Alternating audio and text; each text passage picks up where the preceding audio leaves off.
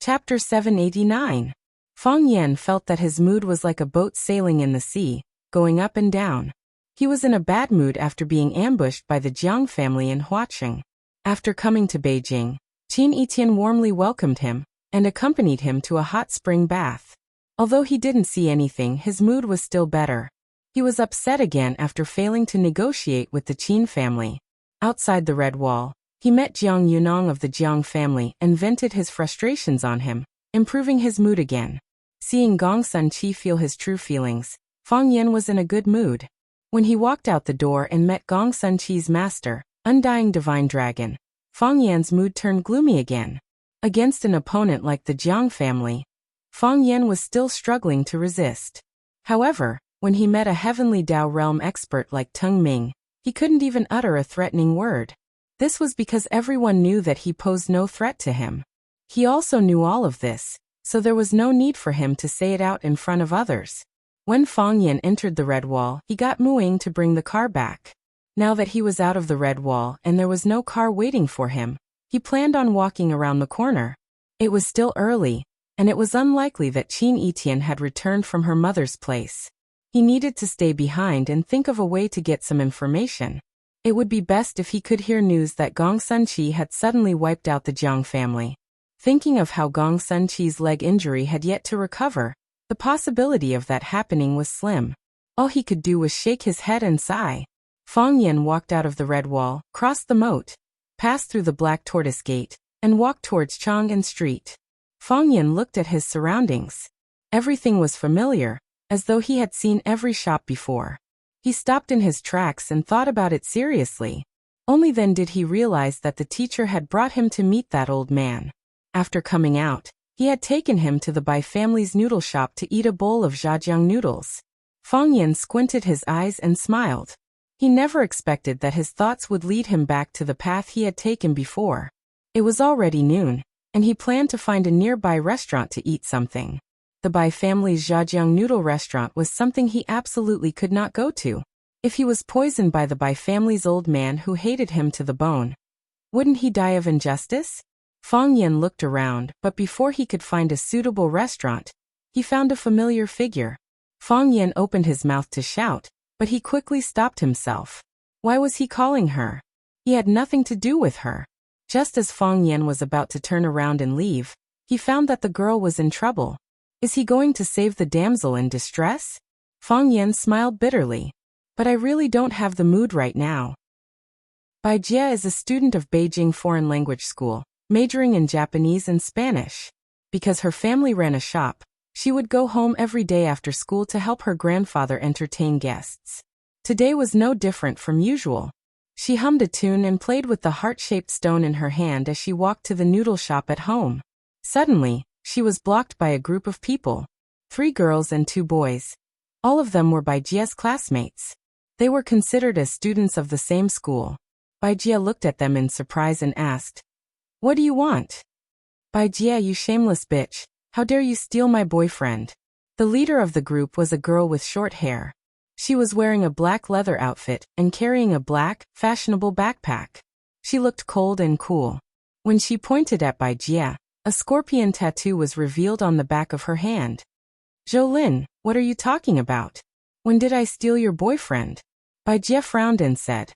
Her personality was gentle and sunny, but it didn't mean that she was weak. Her classmates called her a shameless bitch, which made it hard for her to accept. She was very angry. "You still have the face to deny it? Where did you go with Li Yifeng last night?" "Li Yifeng?" Bai Jia thought for a moment and said, "The school was holding a New Year's Eve party. Li Yifeng and I were the hosts, and he asked me to go to the library to exchange words." "Exchange words?" Jolin sneered. "Everyone listen carefully. These educated bitches are really different. If it's a green tea bitch, then let it be. Why are you still talking about such high-sounding exchange words? Did everyone learn another trick? Wang Xiaola, if you sleep with someone's girlfriend in the future, just say that you took her to exchange words. Do you think her boyfriend will believe you?" The boy named Wang Xiaola giggled and said, "How can I do that? I can't do such a shameless thing." "Look, even a shameless person like Wang Xiaola said he wouldn't do such a shameless thing." "Bai Jia, How could you do it? Zhou Lin's attitude towards Bai Jie became even more vile, and her words became even more unpleasant. You always pretend to be a pure white lotus, but deep down, you're actually a lewd woman. Do you want to try it if you're a man? Zhou Lin, I want you to apologize to me immediately. Bai Jie was so angry that her body was trembling. Her delicate face was tense. She pointed at Zhou Lin and said, "Nothing happened between me and Li Yifeng. Apologize to me immediately." Bai Jie, you still don't know, right? Zhou Lin sneered. You don't want to say it, but those men who have tasted the sweetness won't keep such a secret. Do you know how I know about this?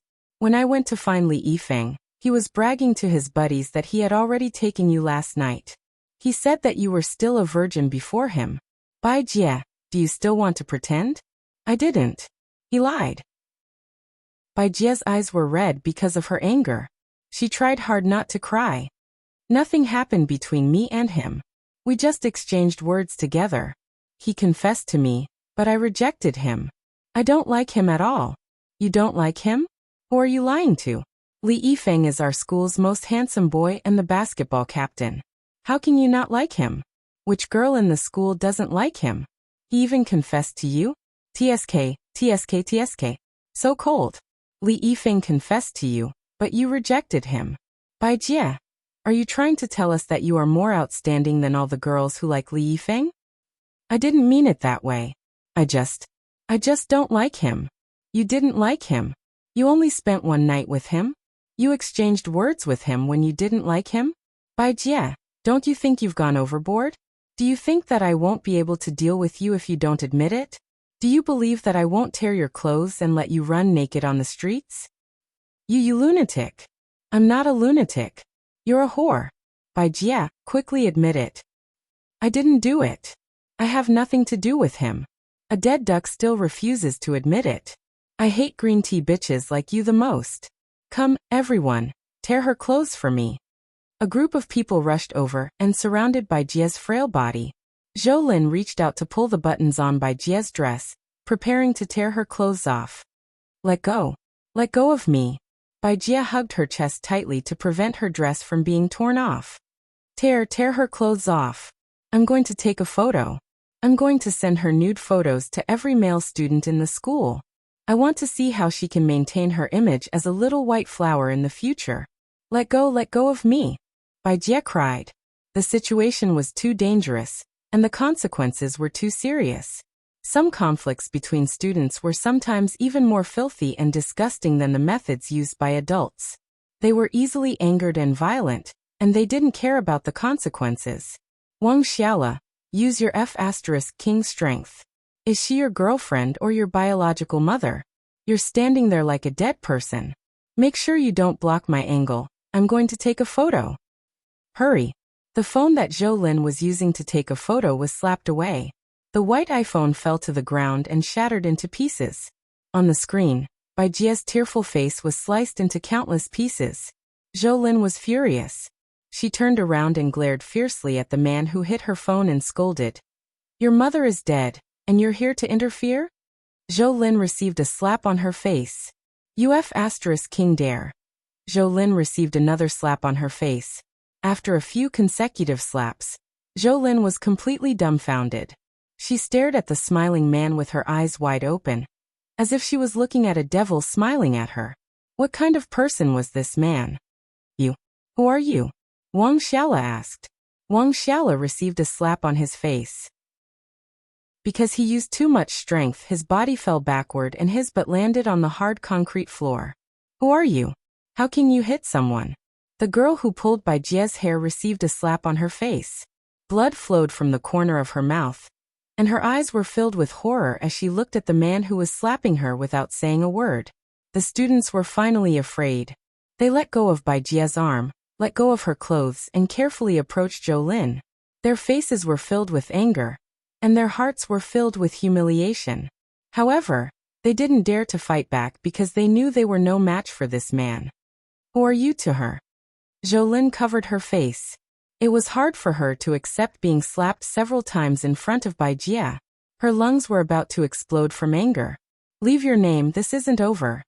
Zhou Lin received another slap on her face. The man looked at the students who were desperately retreating and asked, "Anything else?" Chapter 790. We often see this kind of school violence. A group of boys beat up another boy, causing him to be hospitalized. A group of girls beat up another girl, tearing her clothes, taking nude photos and posting them on the internet. Senior students blackmailing junior students. "Don't leave after school" has become a widely circulated and funny saying. Sometimes, you can't help but wonder, why are the children in school so violent and murderous? Of course, it's not like there isn't a better solution. Some time ago, the media reported a kidnapping case that shocked China and America. A group of Wuxia students kidnapped their compatriot and forced the girl to kneel in the cafeteria for 20 minutes. Their brutal crimes included stripping her clothes, burning her breasts with cigarette butts, lighting her hair with a lighter, forcing her to lie on the ground to eat sand, shaving her hair and forcing her to eat it. The brutality of the crime was outrageous. If this kind of thing happened in China, of course, it wasn't uncommon in China. Those offenders would always easily forgive them because they were still a group of children, or because of the law protecting minors. They would either go back to reflect for a few days, or write a so-called self-reflection essay, or record a demerit. It looked like there was no punishment at all. However, when those offenders thought that it was just houseplay between children, American law would send them to prison and punish them with sky-high bonds. Children have the right to make mistakes, but children don't have the right to break the law. If they didn't pay a heavy price, such things would continue to happen in a holy and noble place like school. Fang Yan used to be a teacher. He hoped that his students could be simpler, more tolerant, more relaxed, and more enjoyable. Whether it was Zhao Guodong and the others he taught before or Zhou Lin, and the others he met today, their behavior had crossed the line. This wasn't a joke between students, but a destructive attack on a person's life. With Bai Jie's personality, if Zhou Lin sent the nude photos to every boy in school as a prank, what would happen to Bai Jie's life in the future? If she did something extreme, who would be responsible for the tragedy? At that time, someone would stand up and say that she was just a child, that she didn't expect this outcome, and that she didn't do it on purpose. Then they would quickly pack their bags, transfer schools and run away. However, what about the family that was destroyed? Even if they wanted to destroy Bai Xiu's family, this was not something Fang Yan wanted to see. Bai Xiu was Bai Xiu. Bai Jie was Bai Jie. Bai Xiu was a murderous demon, but Bai Jie was just a student. A pure and kind student at that. Therefore, when Fang Yan saw this kind of thing, he was particularly angry, and he was particularly impolite. "Anything else?" Fang Yan asked. There was a faint smile on his face, or perhaps it was not a smile, but a taunt. Zhou Lin still wanted to say a few more pleasantries, but when she met Fang Yan's icy gaze, she couldn't spit out the profanities that were already at the tip of her tongue. She glared at Bai Jie fiercely before turning around and walking towards the entrance of the alley. "Zhou Lin!" Fang Yan shouted. Zhou Lin turned around and looked at Fang Yan with fear. This devil, what else did he want to do? "I know you're not convinced," Fang Yan said with a smile. "It's okay, I like people with pride. It doesn't matter if it's a man or a woman." Zhou Lin and her friends were confused. What was he trying to say? However, if you dare to cause trouble for Bai Jie in school again. Fang Yan's toes gently drew a circle on the ground, and the hard cement floor was cut into a circular pancake by him. "Everything you said just now, I will do it to you." Zhou Lin, Wang Xiaola, and the others looked at Fang Yan's feet and the cement block that was cut by his toes. Their eyes widened, and their faces were full of surprise. Was this guy Spider-Man's transformation? "Anything else?" Fang Yan asked. Zhou Lin, Wang Xiaola, and the others' anger dissipated, and they fled the scene like a group of frightened rabbits. Fang Yan turned to look at Bai Jie, who was hugging her chest with tears streaming down her face. Her hair was messy, and her dress was torn in a few places. The zipper on her back had been partially unzipped, revealing her smooth and clean back. Fang Yan sighed softly and said, "I'll send you back." Bai Jie shook her head desperately, her voice choked with sobs, and she couldn't say a word. Fang Yan thought for a moment and said, "Then I'll send you." He looked around and said, "I'll send you to the hotel." There was an express hotel a few dozen meters away. and Fang Yan used his ID card to get a single room. Under the strange gaze of the receptionist, he led Bai Jie upstairs. After entering the room, Bai Jie's crying stopped. She took out a tissue to wipe the tears on her face, and her face turned bright red. It was like a ripe tomato. Fang Yan looked at Bai Jie and said, "Go wash up." Bai Jie nodded, turned around, and walked into the bathroom. When she came out again, the tears on her face had been washed away, and her hair had been combed soft again. Surprisingly, she still crossed her arms in front of her chest and walked cautiously. She lowered her head and walked to Fang Yan and said, "Thank you." "You're welcome." Fang Yan said, "This kind of thing, no one can tolerate it. Can you do me a favor?" The girl asked aloud. "Huh? What?" "My dress is broken. They ripped the zipper off." Bai Jie said awkwardly. Her face was so shy that it could drip water. "Can you help me pin my dress?" "Can I?" Fang Yan also became a little careful. "Why does the atmosphere feel a little different?" "Yes. I have a pin in my school bag." After getting an affirmative answer from Fang Yan, Bai Jie quickly found a pin in her school bag. She handed the pin to Fang Yan, and then turned around to show her back to Fang Yan. This made it easier for Fang Yan to fasten the zipper in the back, to prevent the dress from opening up on both sides. Her white and smooth skin had the youthful luster of a young girl. Her figure was slender, and from the open part, her soft waist and perfect body curves could be seen. She was wearing pure black underwear, and the bandage of the underwear cut into her flesh, leaving a shallow groove. Bai Jie's body was tense, and her breathing was rapid.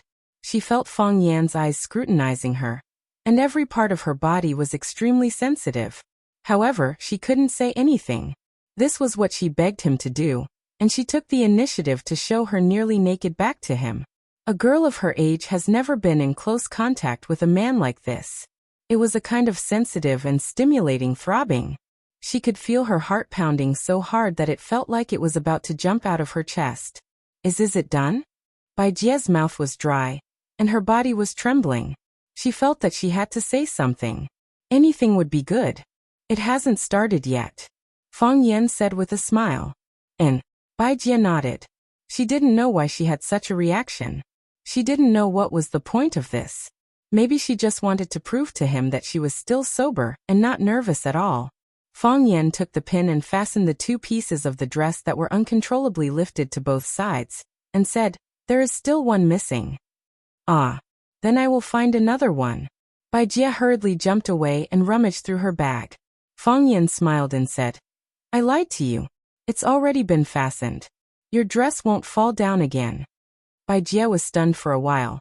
Then she zipped up the bag, turned around and said coquettishly, "You bad guy." Bai Jie's mood was much better now that she didn't have to worry about the dress falling down at any time. She looked at Fang Yan and said, "Are you going to stay here today?" "It doesn't seem necessary." Fang Yan shook his head with a smile. "Anyway, the room is already open." Bai Jie said, "I will make you a cup of tea." Bai Jie had been a helper in the noodle house for a long time, so she was quick to work. She quickly brought a cup of tea, and placed it in front of the table where Fang Yan was sitting. She also held a cup of plain water, and sat in front of Fang Yan. She looked down at him and said, "Am I very embarrassed?" "No." Fang Yan shook his head. "They are the ones who are embarrassed. How can that be? No one dares to bully them." Bai Jie naturally didn't believe Fang Yan's comforting words. Perhaps they haven't realized it yet, but in the future, they will feel ashamed of what they have done today. Furthermore, if they don't change their ways, they will eventually pay the price for their actions. Fang Yan said with a serious expression on his face. This time he wasn't comforting her. He really thought so in his heart. "You didn't do anything wrong, but you were attacked like this. How can it be embarrassing? I just think I shouldn't cry." Bai Jie said, "Actually, I didn't want to cry, but when I saw you appear, I couldn't help but cry. I suddenly thought of my brother. If my brother was here, they wouldn't dare to bully me like this. My brother wouldn't allow others to bully me like this. I haven't seen my brother for a long time. I don't know how he is now." "Of course." Fang Yan nodded firmly and said, "If your brother was here, they wouldn't dare to bully you like this.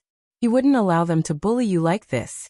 At the entrance of the Express Hotel, a man wearing a black felt hat and a scarf around his neck stared at the lobby of the hotel, as if he was hesitating whether to rush up and catch the adulterer.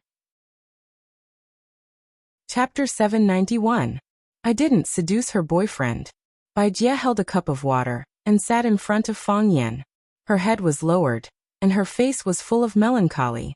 It seemed that she hadn't fully recovered from the blow just now. She was a very simple girl, compared to many girls who said F***CKU and grab your breasts. She even hesitated to say the word seduce. She didn't know why, but she wanted to explain to Fang Yan. Perhaps she wanted to explain that she wasn't the kind of woman they said she was? Fang Yan smiled and drank his tea, waiting for Bai Jie to continue. Actually, I don't like Li Yifeng at all. I think he's too frivolous. Relying on his good looks, other than Zhou Lin, he has several girlfriends. Seeing Fang Yan looking at her with a smile, Bai Jie hurriedly explained. Actually, I don't think he's handsome either. He's not as handsome as my brother. Fang Yan nodded. Putting aside his selfishness, Fang Yan had to admit that Bai Xiu was indeed a rare handsome guy. In Swallow Dock, other than himself, Li Xiaotian and Zhu Zidong couldn't suppress his limelight. The school is holding a New Year's Eve party. Li Yifeng and I are the two hosts. Originally, we have to rehearse our lines before the event. Li Yifeng said to get a room at the school gate or a private room at a cafe. I didn't think it was good, so I said to go to the library. He confessed to me, but I refused. I didn't expect him to say such things behind my back. You really don't understand, guys. Fang Yan said with a smile. I mean, you don't understand the psychology of scumbags. You just look at him, and he has already stripped your clothes off countless times in his heart. Bai Jie's mouth opened wide. She thought to herself, how many guys have I looked at? I'm not talking about all the guys. Fang Yan said gloomily. I mean, guys like Li Yifeng shouldn't be given any chance. What are you going to do next? I don't want Grandpa to worry. I can't tell him about this. Fang Yan nodded. As long as you don't say anything, they won't know. When I go back, I will resign from my position as a host. I won't have any contact with Li Yifeng anymore.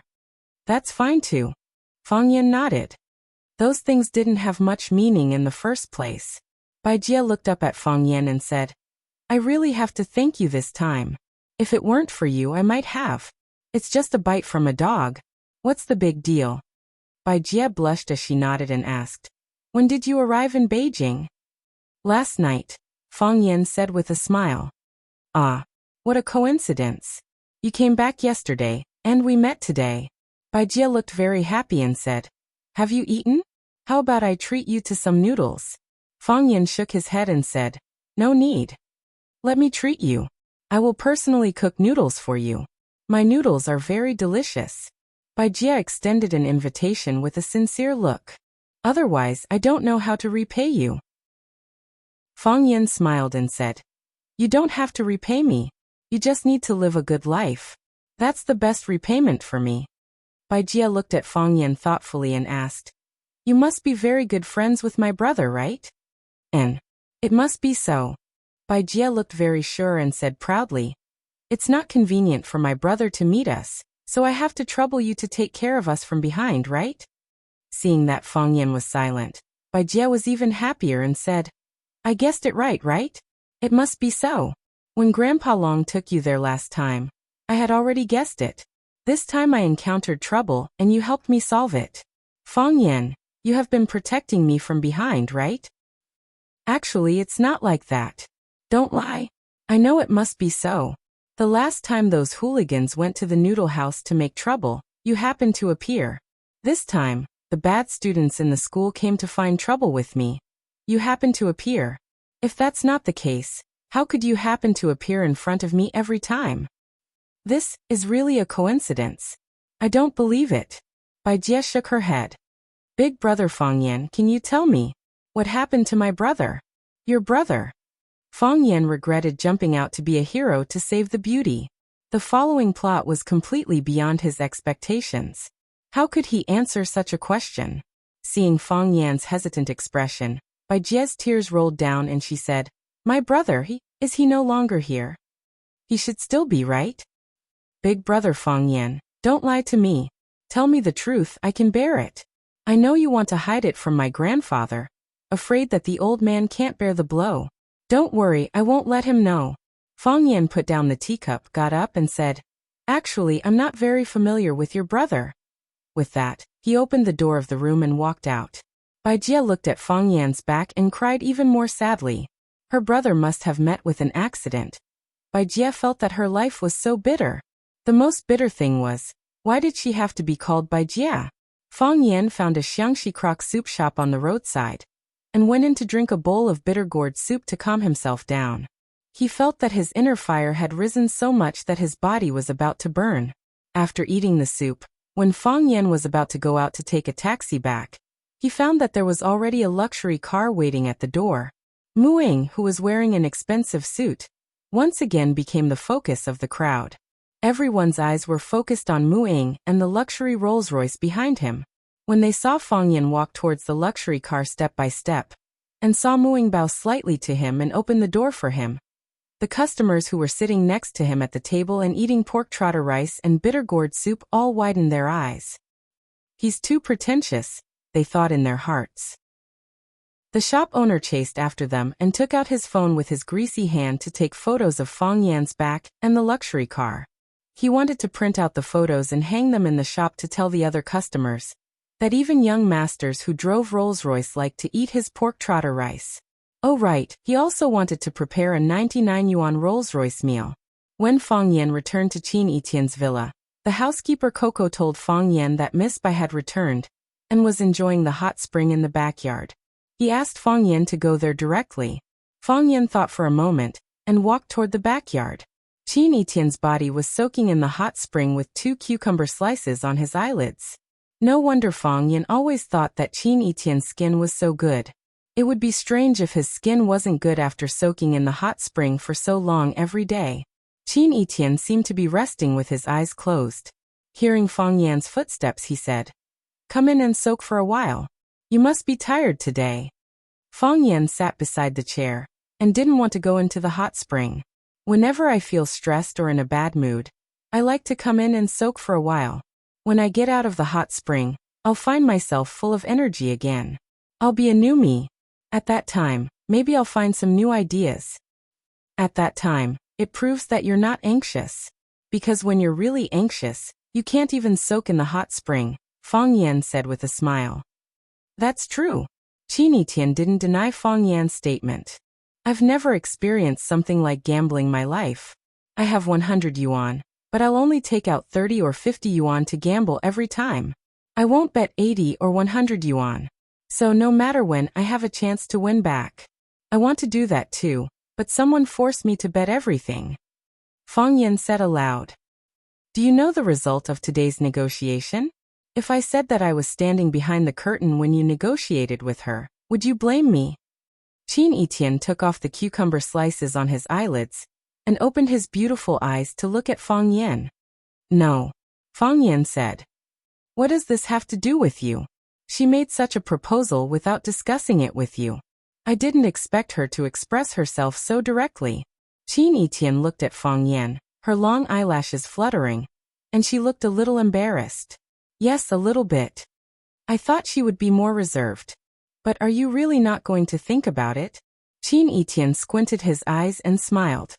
"If you agree to her request, the threat to the family will be solved. Unless the Jiang family wants a war of the century, or they won't use my man as an example. Besides, the Qin family's property is very rich. With our ability, we can completely hold everything in our hands. Those brothers and sisters at home, if they talk to us nicely, we can give them some benefits. If they play some tricks and stab us in the back, they won't even get a hair." And Qin Etienne splashed water on his face with his arm and said, "I don't look ugly, do I?" Fang Yan's throat moved and he said, "You've heard my answer. I heard it. I heard every word you said, every sigh. But I can't help but want to hear it again. I'll ask you face to face, and then I'll see you refuse me face to face." Qin Etienne said with a smile. "This way, I can give up even more." Chapter 792. This kind of question was too heavy, and it always made Fang Yan speechless. Someone said, "Please give me a girl when I'm 18 years old."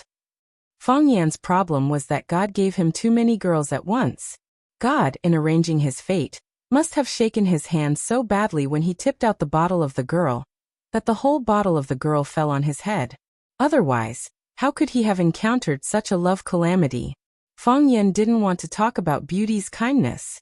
He really couldn't accept Qin Etienne's feelings after having Yi Ro. Or he could give up Yi Ro and accept Qin Etienne's feelings alone. Looking at the fairy-like beautiful woman soaking in the water, Fang Yan said in a low voice, "You know, this is really difficult for me." "I know," Qin Etienne said with a smile. "I know it's difficult for you. So, I'm just saying it. That's all I can say. When she proposed this kind of deal, I already knew your answer. How could you accept it? If you accept, then you're not the Fang Yan I like. But if you reject her, what will you do in the future? Face the Jiang family alone?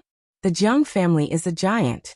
If they attack, even the Qin family will find it hard to resist. If, and I'm saying if, because of your rejection, she is inclined to cooperate with the Jiang family, and keep silent on this matter, or directly accepts all kinds of benefits from the Jiang family, then at that time, you'll face a situation where you'll be surrounded by enemies. Have you thought about all of this?" "I have." Fang Yan nodded. "This is the worst-case scenario. What we've built up with difficulty may be quickly destroyed by them. What we've worked hard for may also be completely taken away by others. I may lose everything, and I don't even know if I'll be able to keep my life at that time. You came to Beijing to negotiate with the Qin family because you didn't make enough preparations." "Yes." Fang Yan nodded. Against an opponent like the Jiang family, no one dares to say that they have made sufficient preparations. I am the victim, and the Jiang family is the attacker. I didn't have the ability to call a truce, so I could only grit my teeth and continue to fight. Perhaps we will die this way, but in the eyes of the outside world, in your eyes, will that be more dignified? Qin Etienne pondered for a long time and then said in a deep voice, "I have an idea." "What is it?" "Voila." Qin Etienne suddenly stood up from the hot spring pool. Her black hair flowed like swimming ink, and her skin was as white as the first snow. Her breasts rose and fell like mountains, and her face was as beautiful as a goddess coming out of the bath. She was completely naked, revealing the most precious part of a young girl in front of Fang Yan. She was not timid, nor would she dodge. She just stood there with her back straight, as though it was a matter of course, yet unscrupulous. Her figure did not make people feel erotic. Instead, it gave people a pure and holy feeling. Her eyes were like the sun in the sky, and the blazing light made it difficult for people to look directly at her. Qin Etienne looked at Fang Yan expressionlessly and said, "You've seen my body, so I'm sure she won't make things too difficult for you.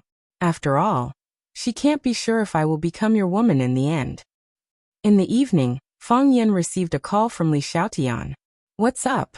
Sneaking to Yanjing without telling your brothers?" Li Xiaotian's voice was both friendly and reproachful. Fang Yan came in a hurry this time, and he had a heavy responsibility on his shoulders. He really didn't plan to contact them. "I just came last night, and there are still a lot of things to take care of," Fang Yan said with a smile. "I wanted to wait until I'm done here before I can have a good gathering with you guys." All right, don't hurt our hearts anymore. I know you won't take the initiative to contact us even if you're done with your business. Where are you now?" Fang Yan thought for a while, and told them the address of the villa where Qin Etienne lived. "Oh, that's the most famous villa area in Yanjing, and it's also the earliest villa area. It's the best landscape and hot springs in Yanjing. Later developers wanted to build there, but the government didn't approve it at all. Why did you live there?" After a pause, Li Xiaotian suddenly understood and said, "I see. I heard that the young lady of the Qin family took a fancy to the houses here many years ago, and bought several villas there. Are you living in Miss Qin's house now?" Fang Yan glanced at Qin Etienne, who was leisurely drinking coffee and reading a magazine on the opposite side, and asked, "What's the matter?" "It seems that you acquiesced." "Nothing, I just want to know if you're free tonight." "No," Fang Yan said. "I've booked a private room in the Garden Hotel. Come here at 7 o'clock in the evening." Li Xiaotian said. I'll send you the address and the number of the private room later. See you there. I may not be free tonight. Beep beep. The other side of the phone had hung up. Qin Etian took a sip of coffee and said, Your friends are very good. I understand their feelings, but I don't want them to stand out with me on this matter. Afraid of bringing danger to them. Yes. If something good happens, will you think of them? Of course. That's it then, Qin Etian said, her voice cool. If they just accept your kindness but never know how to give, would you still be willing to be friends with such people? Go ahead. Qin Etian said. You need the strength of everyone. You don't need to waste any of it. When Fang Yan got out of Qin Etian's extended luxury Rolls-Royce, when everyone's eyes were focused on him, Fang Yan had to admit that he somewhat liked this feeling. No wonder Qin Etian always used this car as a means of transportation. Just this car and the bodyguards around the car were enough to scare away the enemies. Qin Etian didn't like trouble, so she could always choose the best way to solve it. Of course, that was except for suddenly standing up from the hot spring pool. Until now, Fang Yan's little heart was still beating fast. When Fang Yan came to the Imperial Garden Room under the guidance of the waiter, Li Xiaotian rushed over and hugged Fang Yan tightly. Little Yanzi, you're finally here. We missed you so much. Before Fang Yan could push him away, Yi Fengsheng, the big fatso, rushed over.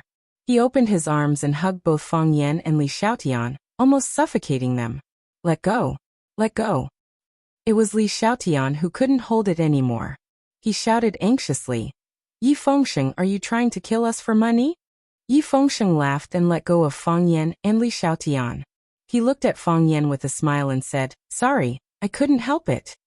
I don't know how your wife can stand your physique. Li Yanqing teased. Others get thinner and thinner as they practice martial arts. You, on the other hand, have trained yourself into a body full of fat. Li Yanqing patted Fang Yan's shoulder and asked with a smile, Are you okay? I'm fine, Fang Yan said with a smile. The devil's incarnation, Wang Kaixian, walked over and cursed. The Jiang family is going too far. If they infuriate me, I'll burn down that shabby mansion of theirs. Don't think I haven't scouted the place. You're just shooting your mouth off.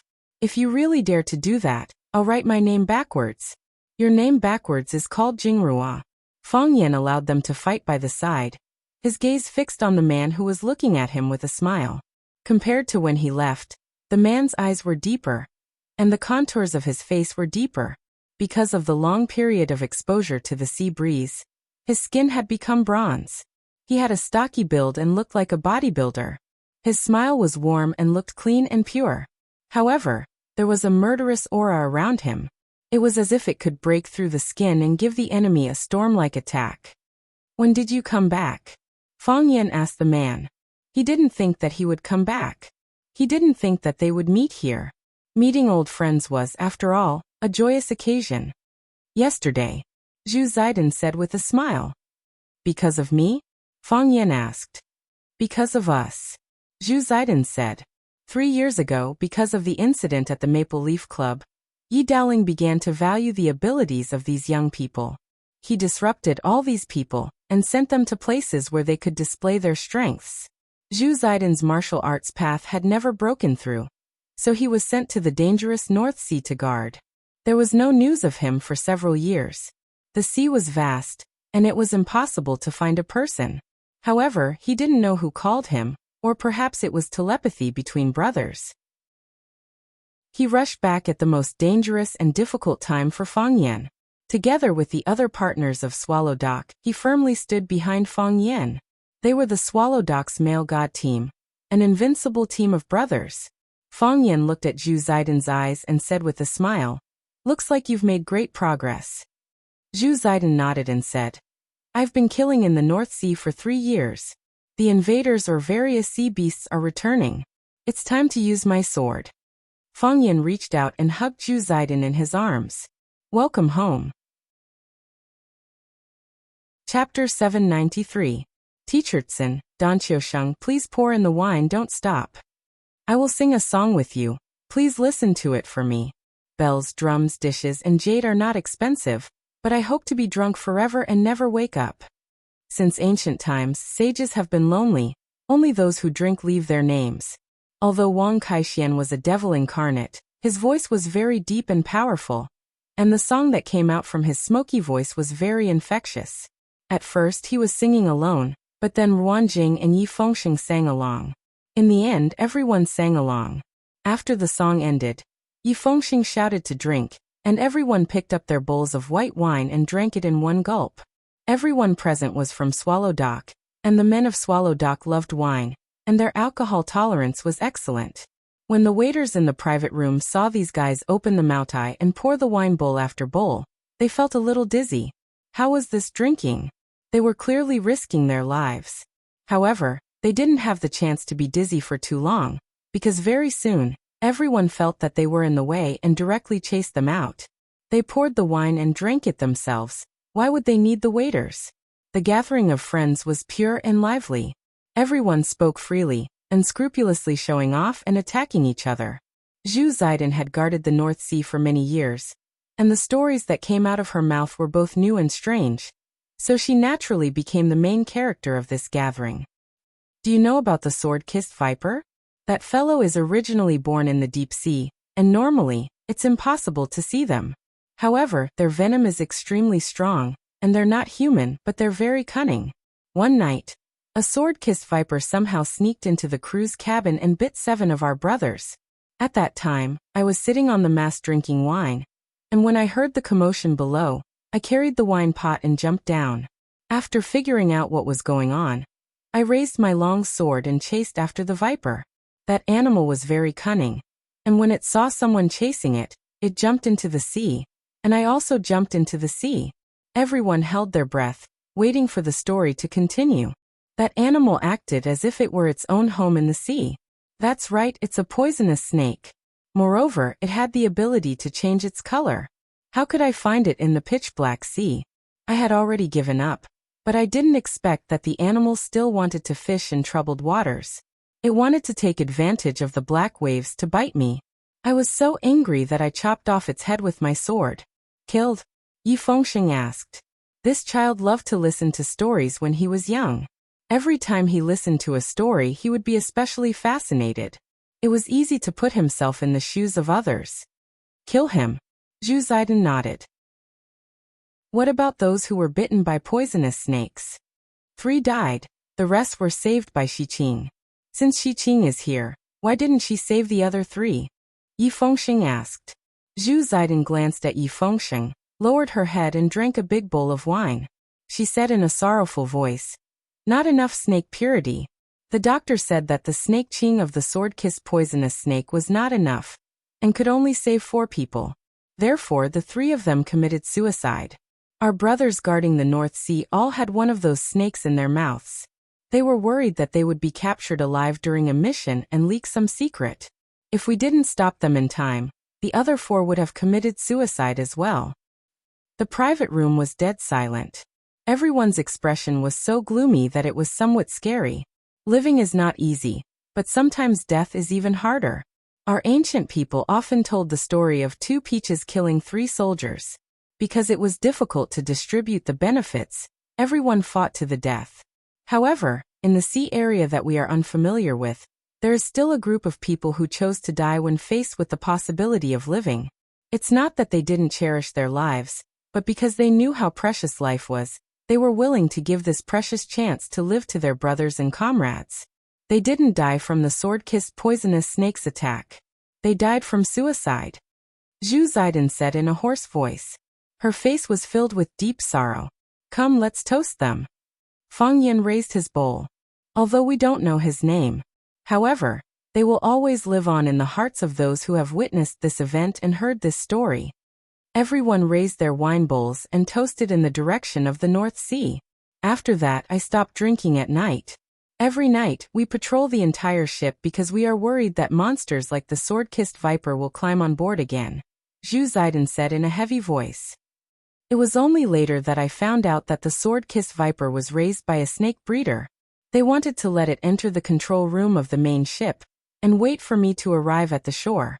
Then, they would slaughter the sect that liked to raise sea snakes in the country that had always been hostile to us.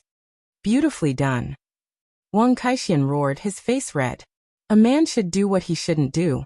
Zidane, when are you going to the North Sea again? I'll go with you. Zhu Zidane shook her head and said, I have to deal with the Grim Reaper every day in the North Sea. Because I know the horror of death. I yearn for this peaceful world.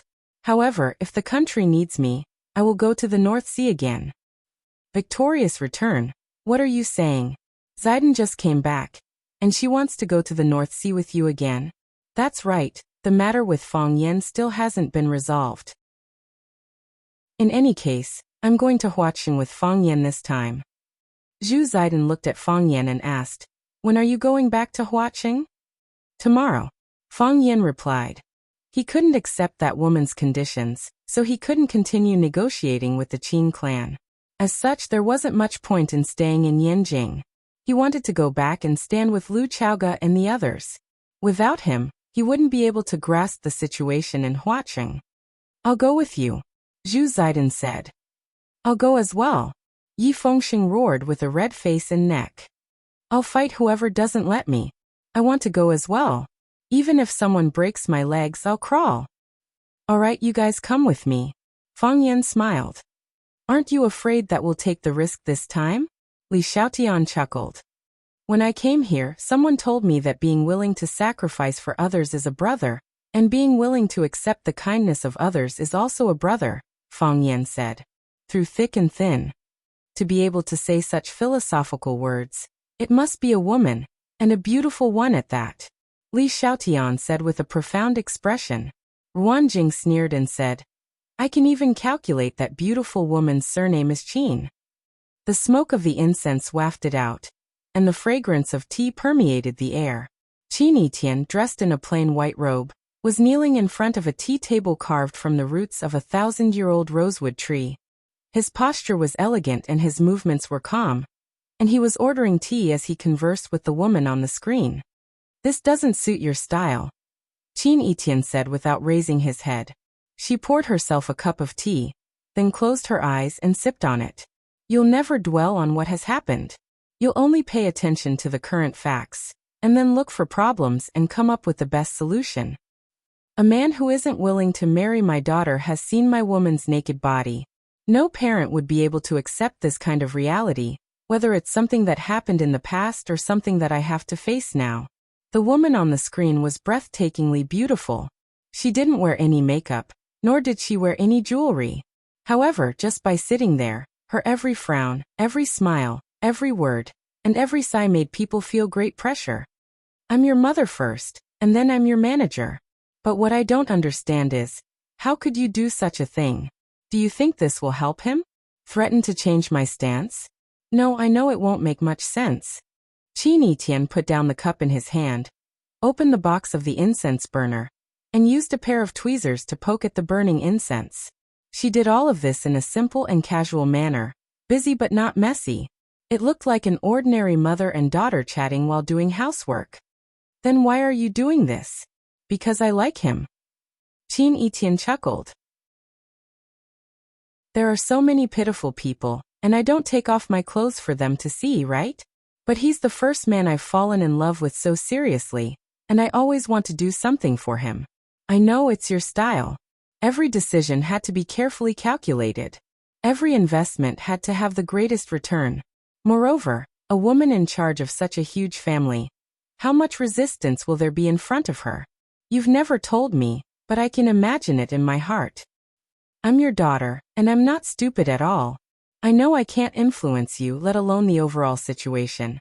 But as you said just now, you're my mother first, and then you're the manager of the group. Which parent in the world doesn't think about their daughter? If I don't do this, then he has no hope at all. If I do this, you'll think about him more or less, right? The woman on the screen frowned and said, This is the man you want? This is the happiness you want? You should know that the most basic quality of an outstanding woman is to know how to make choices. Not only can they run a business well, but they can also run a family well. Qin Yitian looked up at his mother and said with a smile, If the person you liked back then wasn't my father, would you still be willing to take over everything in the Qin family? No. The woman shook her head and said firmly, I'll destroy it. Look, I'm not like you at all. Qin Etienne said with a smile. Since I like him, other men have become heir. I've never had them, so how can I make choices? Li Xinyan pondered for a long time, looked at his daughter's delicate and dignified face, and said, I'll reject the proposal of the general family. Chapter 794. After eating and drinking to their heart's content, they bade farewell to their friends at the entrance of the garden restaurant. Mu Ying, a competent driver and bodyguard, was already waiting at the entrance of the restaurant. Seeing Mu Ying's aura, Fang Yan's friends were envious. Chen Yanqing looked at Fang Yan and said jokingly, If you and the Qin family's missy are together, would the Jiang family dare to bully you? Yi Fengxing widened his eyes and said angrily, Chen Yanqing, what are you talking about? If Fang Yan is the kind of person who fawns on the rich, would we be willing to be friends with such a person? He would abandon his purest and most precious love for a little immediate benefit. This kind of person is the modern Chen Shimi. He can abandon love and friendship. We don't even know when he will sell us out. After a pause he continued, Besides, if Fang Yan and the Qin family's missy get together, what will happen to my sister? My sister got together with Fang Yan first. If he abandons my sister, she will chop him into hundreds of pieces and feed him to the dogs. Thinking of Yi Ro's notoriety and her previous actions, Chen Yanqing realized that she had made a serious mistake. She quickly explained, I'm joking. I'm worried about Fang Yan's situation. Actually, I've always supported Fang Yan and your sister being together. Think about it, we are all from Swallow Dock. We are childhood sweethearts and know each other very well.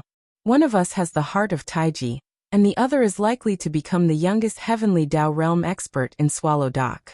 Fang Yan and Wenro are a match made in heaven. Why are you pulling me along? Wang Kaixian chuckled and said, Chen Yanqing, why are you so nervous? It's not like Yi Ro will jump out and kick your ass at any time. Who's nervous? I'm just saying what I think, Chen Yanqing said in a bad mood. Li Xiaotian waved his hand and said, all right, don't talk so much. They are still waiting. The Qin family is the Qin family. Look at the driver. If he walks with us, others will think that we are his drivers. We can only be drivers if we go to the Qin family. There was always an endless amount of nonsense between brothers. Go back and rest, Fang Yan said with a smile. I'll wait for you at Flower City. Everyone agreed on a time to gather at Huaqing, and then dispersed. When Fang Yan was about to get into the car, a blue sports car honked not far away. When Fang Yan looked over, the blue Maserati blinked twice mischievously, and then everything returned to the tranquil night. Mu Ying also looked over curiously and asked, your friend? It should be. Fang Yan nodded and said, you go back first. I'll go back by myself later. Mu Ying grinned and said, you want me to go back and tell Miss that you were taken away by another beautiful lady? How do you know it's a beautiful lady? Are there any unattractive ladies around you? Fang Yan touched his nose and said with a smile, I don't think so. After Mu Ying drove away, Fang Yan walked toward the Maserati in the corner of the hotel parking lot that was full of rumors. The window slid down and Xia Xia, who was wearing big sunglasses, waved at Fang Yan and said, get in the car. Fang Yan opened the door and got in the car. Looking at Xia Xia's clothes, he asked, have you been waiting for a long time? I know you're eating with friends here, so it's not convenient to go up and find you. I don't want to disturb your mood, so I sat outside for a while. Xia Xia started the car and drove out of the hotel. Fang Yan was moved. In this world, there weren't many men who could make a superstar like Xia Xia wait, right? Where are we going? Fang Yan asked. I'll take you to see an old man, Xia said. Fang Yan pondered, looked at Xia Xia and asked, do you think this is good? No, Xia Xia said directly. Then why are you still here? I do. Although he was driving a sports car, the speed of the summer was not crazy at all. On the contrary, it was much gentler than some of the cars that Fang Yan had ridden in. Looking at the rapidly retreating night scene, Fang Yan sighed softly and said, when the disaster came, I thought I had nothing. What I could take out was pitifully little. The enemy only needed to launch a full-powered charge, and they would be able to crush us into pieces. Only now do I understand how rich I am. With the protection of such power, no one can easily knock me down. Fang Yan, do you know why everyone is willing to help you? While driving, he had a semi-serious conversation with Fang Yan. Her expression was relaxed when she spoke, but the content of her words was very serious. Because I'm a good person? Fang Yan asked with a smile.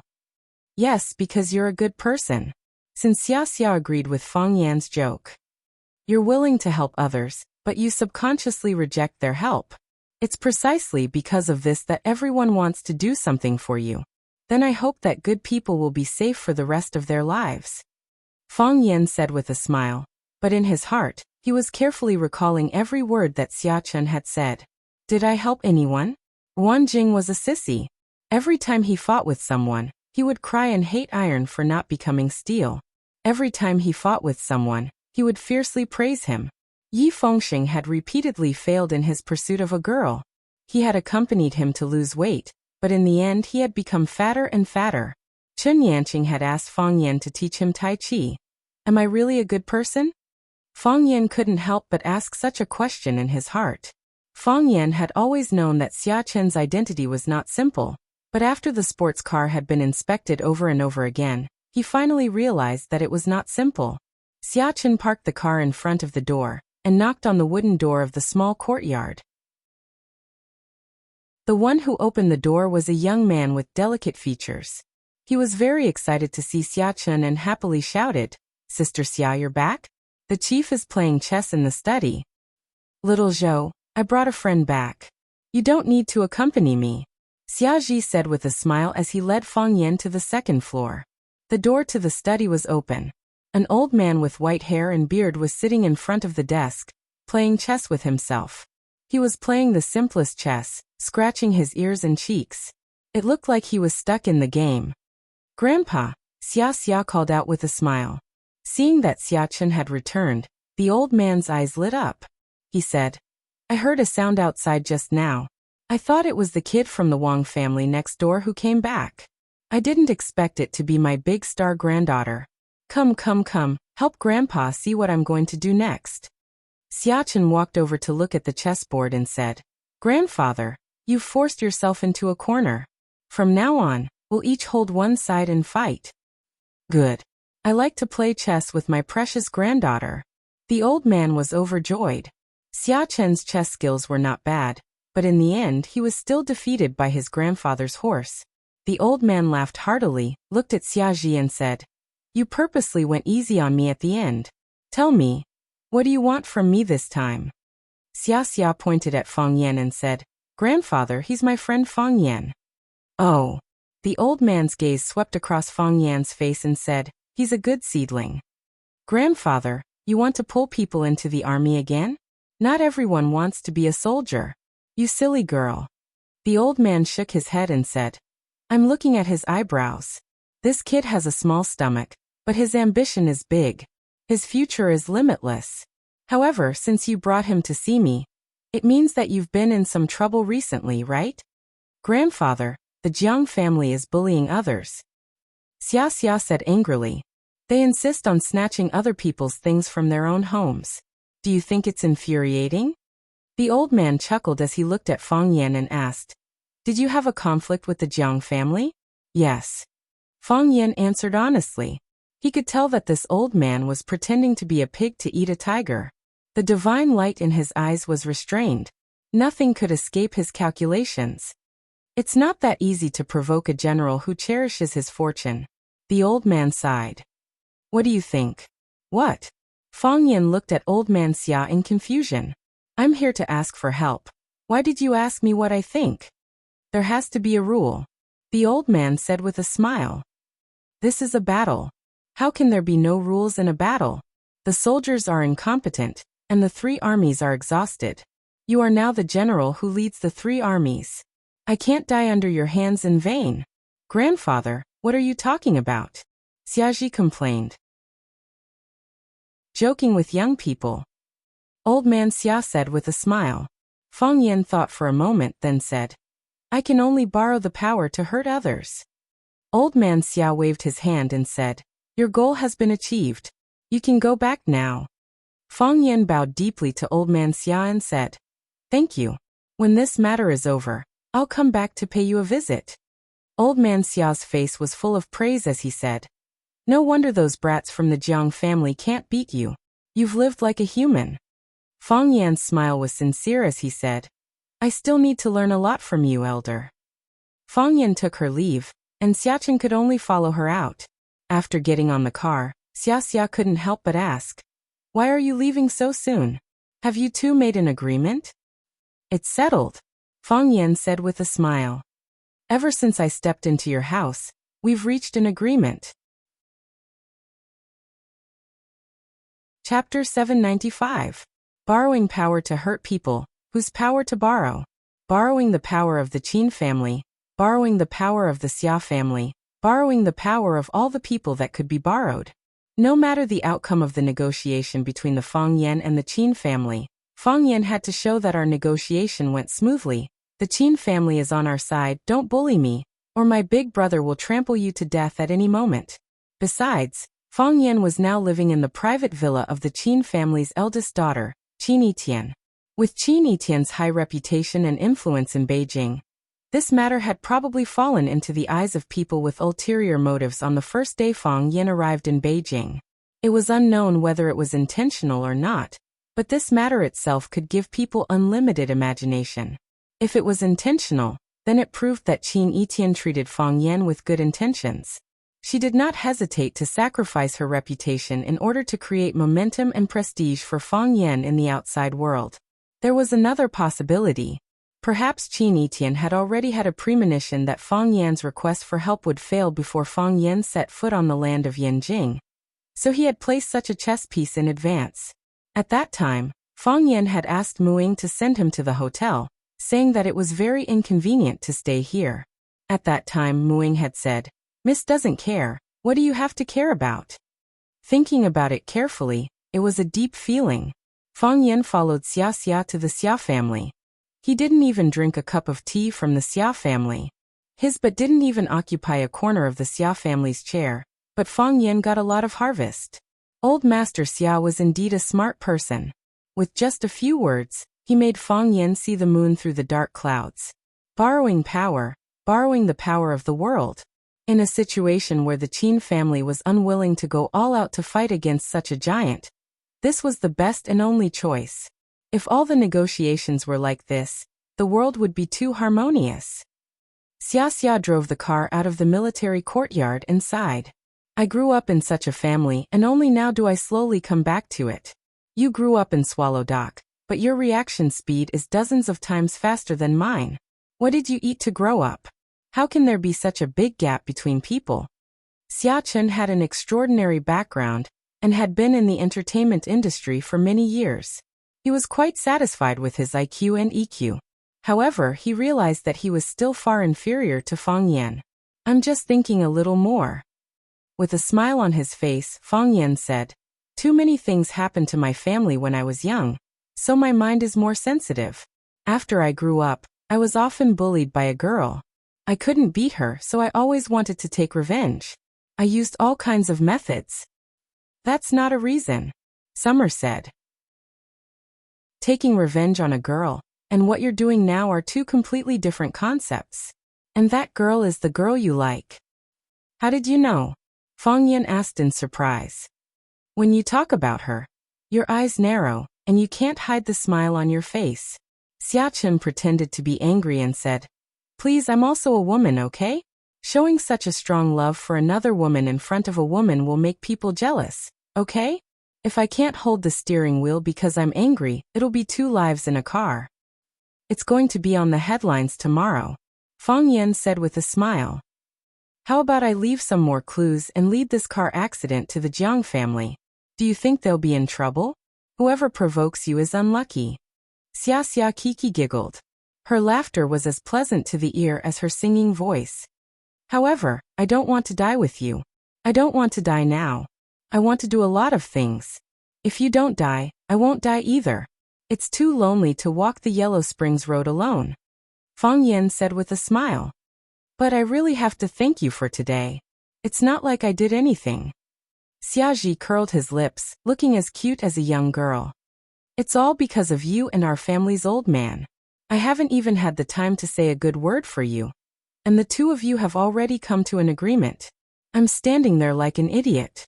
You're still staying in the Qin family's young Mrs. mansion at night? You know about this too?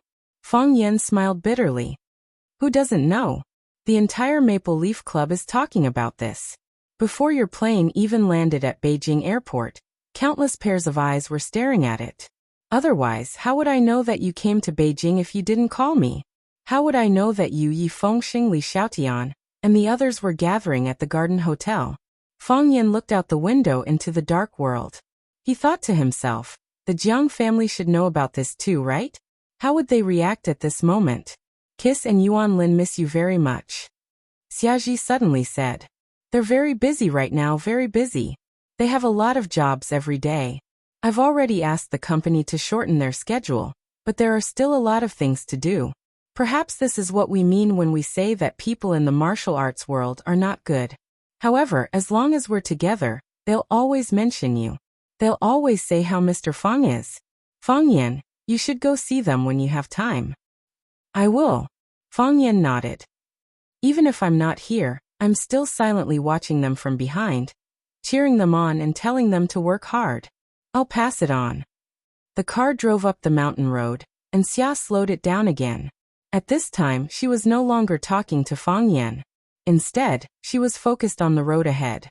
It wasn't until they reached the entrance of Qin Etienne's villa that Xia let out a sigh of relief. She looked at Fang Yan and said with a smile, I've finally delivered you safely. Fang Yan raised her eyebrows and said, Are you all right alone? No problem, Xia said. I'll pay attention to some things. Fang Yan thought for a moment, then said, I'm worried. I'll send you off. You send me off, and I'll send you off again. Are you still going to sleep tonight? If Miss Qin suspects that we have some secret relationship, wouldn't she hate me to death? Fang Yan smiled and said, How can I let a girl drive alone on the mountain road? You drive me to the entrance of your neighborhood, and then I drive your car back. You don't just have this car, do you? Yes, gentlemen. Thank you for your hard work, miss. The two looked at each other and laughed. This kind of knowledgeable friend relationship was really good, free and easy, but also concerned about each other. Fang Yan did not expect Yi Daoling to send Ruan Jing to pick him up. Based on Fang Yan's understanding of Yi Daoling, this man was someone who would not release an eagle until he saw a rabbit. If there were no attractive enough benefits, he would not easily make any decision. Besides, he was currently at war with the general family. With his sensitive position, he should not have contacted him. However, Ruan Jing came to his door early in the morning. Along the way, Fang Yan kept interrogating Ruan Jing. Ruan Jing just laughed along with him, not telling him why Yi Daoling wanted to see Fang Yan. Forget it, I won't force you. Anyway, we'll know in a while. Fang Yan waved his hand and said, It's useless even if you force me, Ruan Jing said with a wry smile. We drank together last night, and received a call from the boss in the middle of the night. He asked me to pick you up this morning. He said that he wanted to treat you to Yanjing's authentic fried liver. Please, do you really like to eat that thing? I accompanied the boss to eat twice, and every time I felt like vomiting. I think it's okay. Fang Yan said with a smile. Even if I eat with your boss, I'm afraid it won't taste anything. That's true. Anyway, I don't want to eat with the boss. If the boss asks later, I'll say that I've eaten.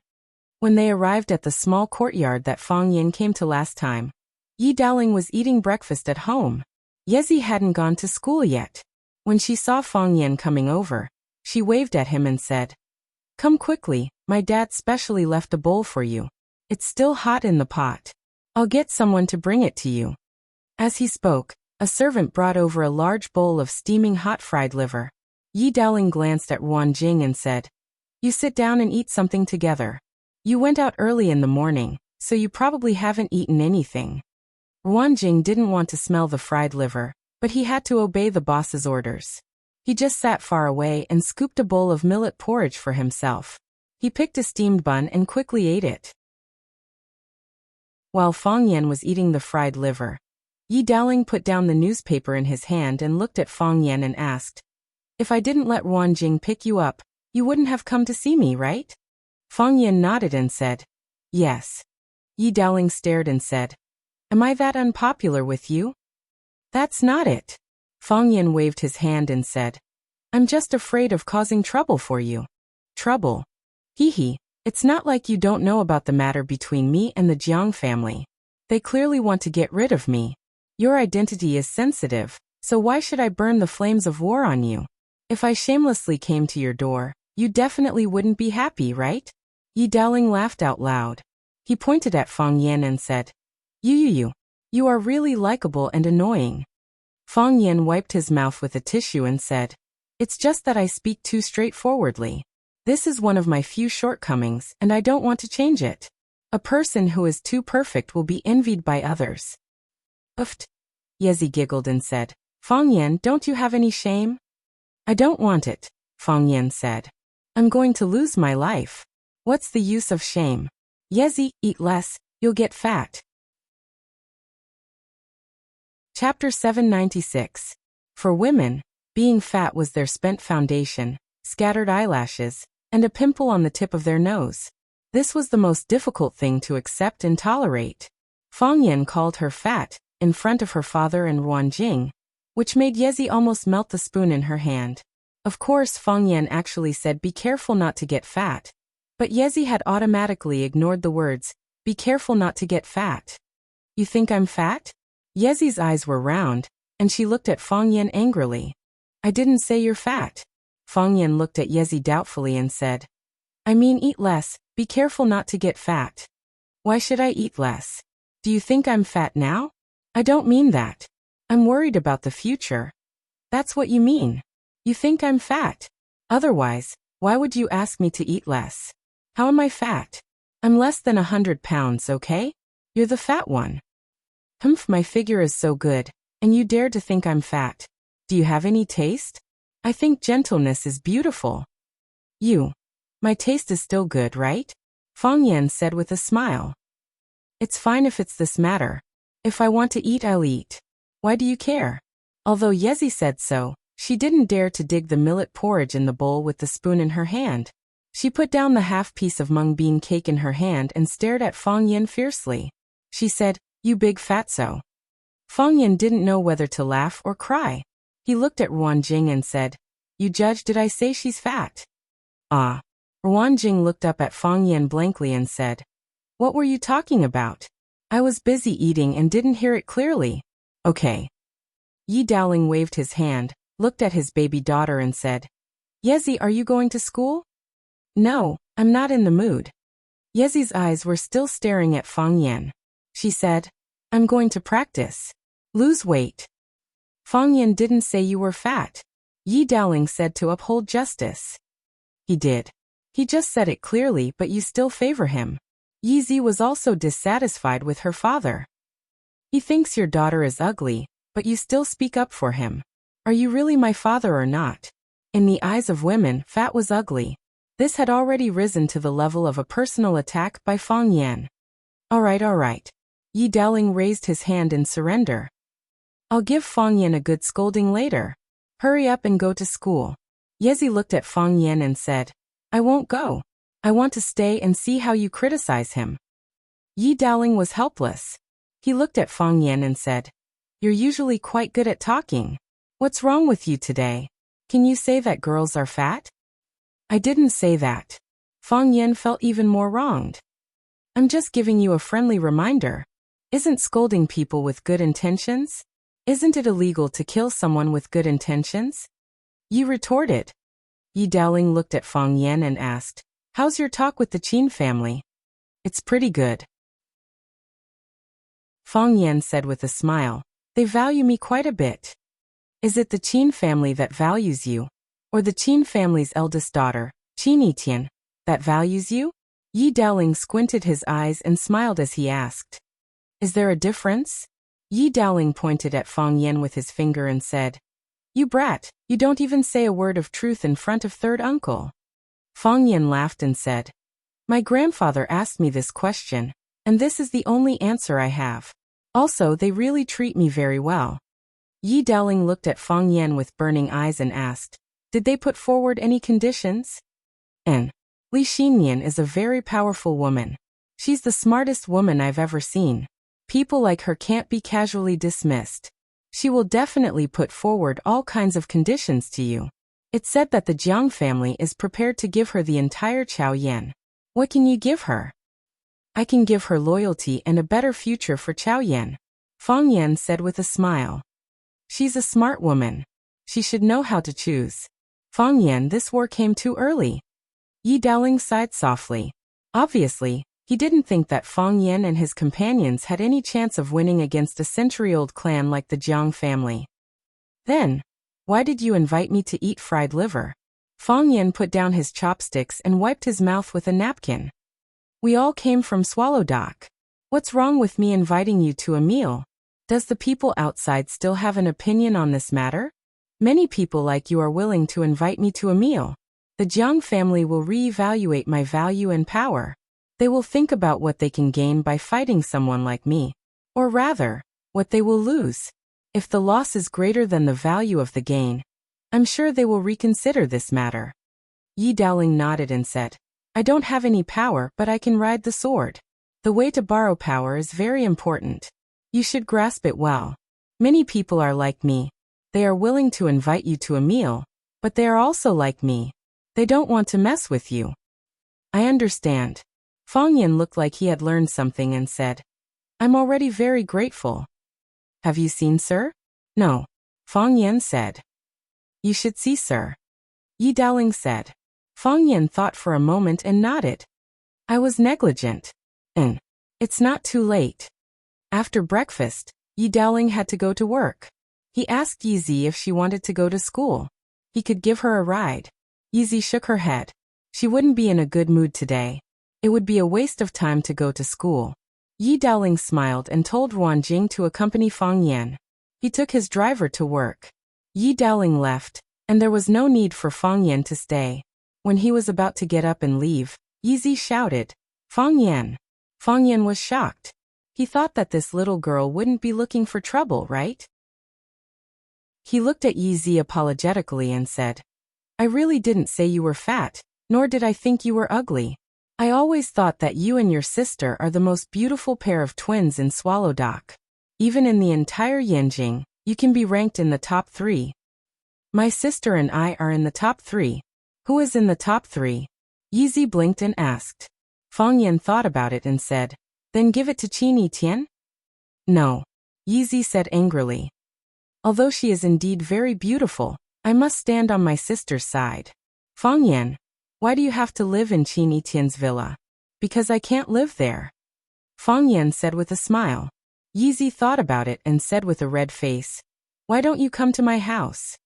Seeing that Fang Yan didn't speak, Yizi stamped her feet angrily and said, It's not like you haven't lived there before. How about next time?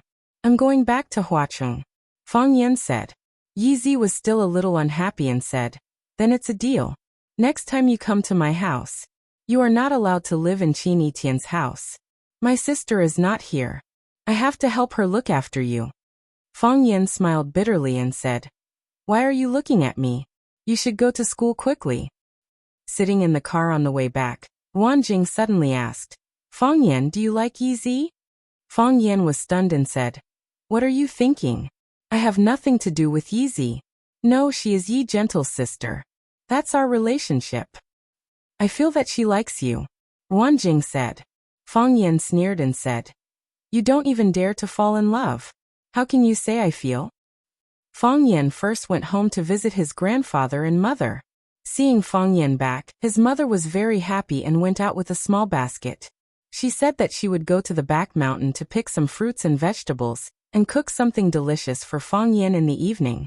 Fang Hui's spirit was better than the last time Fang Yan came back, and his eyes were much brighter. After Lu Wan went out with the basket, Fang Hui waved to Fang Yan and said, Fang Yan, come to the ancestral hall with me. Okay, Grandpa. Fang Yan nodded and pushed Fang Hui's wheelchair to the ancestral hall. Because there were not many people in the Fang family, the ancestral hall was quite quiet. After Fang Yan went in, he cleaned the dust on the altar table, and lit the incense in front of the ancestral tablets of the Fang family. Then he knelt on the cattail hassock on the ground and looked at the tablet of his father, Fang Yixing, in silence for a long time. Talk to your father. Feng Hui sat next to him and said. He can hear me. Fang Yan didn't respond. He looked at the black and white photo of his father on the tablet and fell into memory. The strict and gentle man. The man who was not good at expressing his feelings. The man who urged his wife to call him every time he missed his son. The man who loved painting but was despised by the people of Swallow Dock all his life. The man who would rather die than surrender, and wanted to stop the murderer. He was gone. It became a scar in his heart, an emotional cancer that spread all over his body.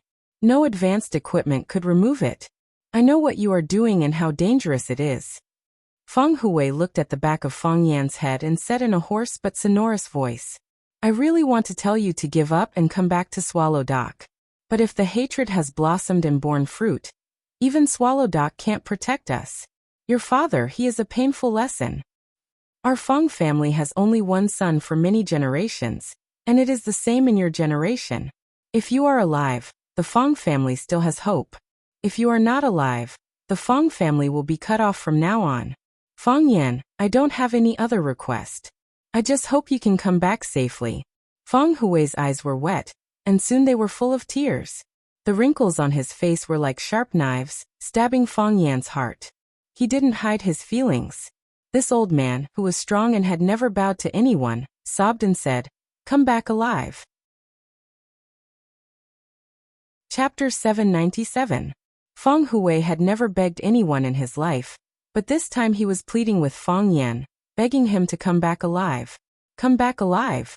Only those who had truly experienced life and death would be able to feel the weight of these 4 words. Feng Yan, you must come back alive. Feng Hui's body trembled violently, because he was crying too hard. Big drops of tears rolled down his cheeks. I'm old, and I may leave at any time. If you're gone, your mother can't live either. I'm alone with a widowed mother, and I'm the only child. If you're gone, the Feng family will be disbanded. Feng Yan turned around and kowtowed to Feng Hui, banging his head hard on the faded wooden floor of the ancestral hall. His eyes were red, and he said in a hoarse voice, Grandpa, I promise you, I'll come back alive. You won't leave, and the Feng family won't be disbanded. Our Feng family will get better and better, flourish and prosper. You must also live well. Live to see me marry a wife and have children. Live to see your grandchildren surround your knees. Feng Hui reached out and stroked Feng Yan's head, saying, Then it's settled? It's settled. Feng Yan nodded. I won't go, and you're not allowed to go. Every single member of the Feng clan, every single one of them, will never leave again. Good boy, Feng Hui said with a gratified face. The old man took out a folded handkerchief from his pocket and wiped the tears on his face. He looked at Feng Yan, who was kneeling in front of him and crying, and shouted, What are you crying for? A man doesn't easily shed tears. If he were to weep like a girl, what would that look like? Are you still Feng Hui's grandson? Get up for me and wipe away my tears. If your mom sees this, she'll cry again. Be careful, I'll whip you when that happens. Feng Yan hurriedly climbed up from the ground and stared at the old man, who was as fragile as a candle in the wind, and could be extinguished at any time, with a face full of astonishment. In the blink of an eye, he had turned into a stern face and loudly criticized his grandson for being a sissy. This old man used to be from Qingqing sect, right? His main specialty was to learn the unique skill of changing faces. Feng Hui threw the handkerchief in his hand to Feng Yan and said, Wipe the horse urine off your face. Smile, smile more naturally. Your mother went to the garden to pick vegetables and should be back soon. Feng Yan wiped his face with a handkerchief and said, Then I'll go pick her up. Go. Old Master Feng waved his hand and said, Spend more time with her. Your mother has a stubborn personality and likes to keep everything to herself. You have to talk to her. It would be best if you could convince her to bring her to Huaqing to stay for a period of time. Why are you always accompanying an old man like me? Grandpa, my mother won't go to Huaqing, Feng Yan said with a wry smile. I've called her countless times, but I couldn't persuade her to stay there for a few days. Yes. Feng Hui sighed. I'm not dead yet. If I die, she'll be free. Grandpa, didn't we agree just now? Fang Yan said anxiously. Feng Hui grinned and said, a married daughter is like water that has been poured out. Lu Gang, that arrogant old man, wants to take his daughter back now, but there's no way. Shawan is a member of our Feng family now, so she's a member of our Feng family. I have to live and live well. I can't die just to fight with old man Lu. Feng Yan nodded with a smile and said, that's right. Grandpa often says that you're a reckless man, but he looks down on you from the bottom of his heart. You have to live well, and see who lives longer. That's settled then. Feng Hui laughed. I'll call old man Lu later, and tell him that I look down on such a stupid intellectual. He thinks he's great just because he can read a few words. I want to compete with him to see who lives the longest. Seeing that his grandpa Feng Hui had untied the knot in his heart, and was truly happy, Feng Yan was a little relieved. Having an old man in the family was like having a treasure. Although the current pillar of the Feng family was Feng Yan, Feng Hui's life was of great significance to Feng Yan. As Feng Hui had said, if Feng Yan was gone, he and Feng Yan's mother, Lu Wan, would probably die. How could it not be the same for Feng Yan? I'm going to pick up my mother, Feng Yan said with a smile. Feng Hui waved his hand and said, go. It's getting colder. Winter is coming. Yes, winter is coming, Feng Yan said with a smile. Before Feng Yan could step out of the courtyard, he saw his mother Lu Wan coming back. Beside her was the little girl Qingji. The two of them, one in front and one behind, seemed to be arguing about something. Madam, just help me carry the basket. It's heavy and will tire you out, Qingji said anxiously. You're really stupid. We're already at home. Why are you still arguing with me? I've been planting vegetables for years. How can carrying a basket be a heavy job? Do you think I'll tire myself out? But, no buts. It's rare for Feng Yan to come back. I want to cook a few dishes for him personally. But you can cook if I bring the vegetables back. Silly girl. The vegetables were planted by me. And I was also the one who picked them. I'm satisfied to bring them back and cook them for my son. It's rare for me to want to do something, but you keep talking around me. Be careful. I'll find you a husband. Madam, I won't go out of the Feng family. I still have to serve you and take care of the children for Feng Yan when he gets married. Lu Wan smiled gently and said, I don't know when he can get married. If I can see that day earlier, I'll be relieved. Isn't Feng Yan in love with Miss Wenro? The whole Swallow Dock knows about it. Lu Wan sighed softly and said, with the current situation of the Feng family, I'm afraid that the Yi family will make things difficult for Feng Yan. Seeing Feng Yan standing in the yard, Lu Wan quickly changed the topic and said, Feng Yan, why are you standing here? Why don't you talk to Grandpa? When you're not at home, he keeps talking about you. Every day, he holds the mobile phone you gave him, but he refuses to call you. Feng Yan took the basket from his mother and said, Grandpa asked me to pick you up. He's afraid that you'll be tired. Qingji quickly explained, I'm going to help my mother carry the basket. Feng Yan looked at Qingji with a smile and said, I know. Qingji is a very considerate person. But my mother is right. It's time to find a husband for Qingji. Qingji blushed and ran to the yard first. She said, I'm going to the kitchen to cook. Feng Yan looked at Lu Wan's ruddy cheeks and asked, Mom, are you tired? Lu Wan shook her head and held Feng Yan's arm. She said, I'm cooking a meal for my son. How can I be tired? Feng Yan nodded and looked at his mother, Lu Wan. He said, Mom, don't worry. I'll marry Wenro and make her your wife. Lu Wan beamed with joy and said, Good, good. I believe you. It's not lively enough if we don't have a family. You can have more children. I'll try my best, Feng Yan said with a smile. When Yi Ro was reading in the room, Yi Fengxing sneaked in and said, Sister, Feng Yan is back. Yes, Yi Ro responded lightly and said, Yezi told me on the phone. Ah, Yezi also knows? It seems that third uncle has seen Feng Yan. Do you think third uncle wants to show his support to Feng Yan? If he is willing to help, will Feng Yan's situation be better? Yi Ro raised her beautiful eyebrows and said, They don't want to help. They just stand on the shore and cheer for him when they are fighting in the sea. Is that so? Yi Fengxing scratched his head and said, If third uncle refuses to help Fang Yan, won't Fang Yan be in danger? No. Yi Rou shook her head. Why not? Because I will help him. Ah.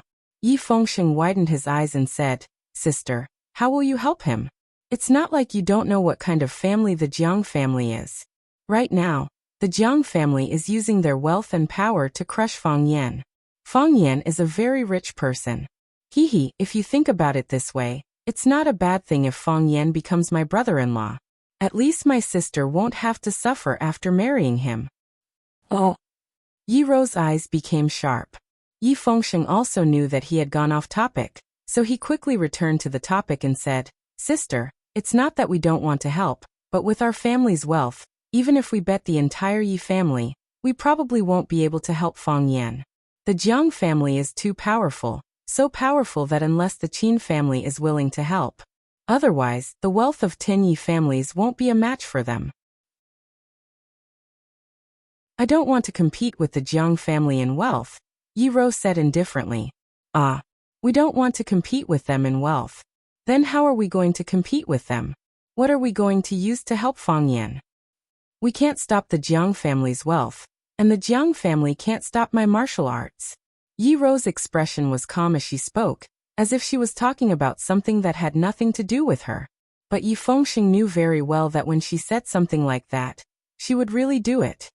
I'll go kill everyone in the Jiang family, and then everything will be fine, right? Sister. Yi Fengsheng was so scared that his chubby face turned pale and red. Don't do anything stupid. If you do that, our family will be finished.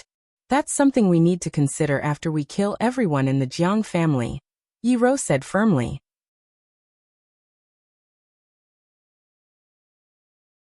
Chapter 798. Yi Fengsheng and Fang Yan were good brothers, very, very good brothers. When Fang Yan was in danger, he was the first to stand up for him. He was willing to help him, and he was willing to fight for him, even to the point of dying in battle. However, he had never thought of using such an extreme method to drag the entire Yi family out to fight the Jiang family. This was the thought process of men and women. Men would consider the honor of their family, the continuation of their bloodline, and the safety of their parents. They were willing to sacrifice themselves, but they would never drag their entire family down with them. However, women only needed to consider one thing: whether it was worth doing, and whether they should do it. Yi Rou was very angry that someone bullied Fang Yan, so she wanted to punish those bad people who bullied her man. How could they not be bad people if they bullied her man? Yi Rou was at the heavenly Dao realm. If she wanted to do such a thing, it was very likely that she would really do it. The world was huge, but there were very few heavenly Dao realm experts. Unless the divine dragon personally interfered, or no one could stop Yi Rou. It was because he knew his cousin's character that she definitely wasn't joking. It was also because he knew her abilities that although Yi Fengsheng didn't know that Yi Rou had successfully climbed the heavenly Dao, it was still easy for her to succeed with her current abilities. When that happened, Yi Rou's actions would be a devastating blow to the Yi family that had just risen in power. No country or person would allow such force to do such a thing. Sis, can you stop joking? Yi Fengsheng's face was filled with horror. How can you say that it's something to be considered later?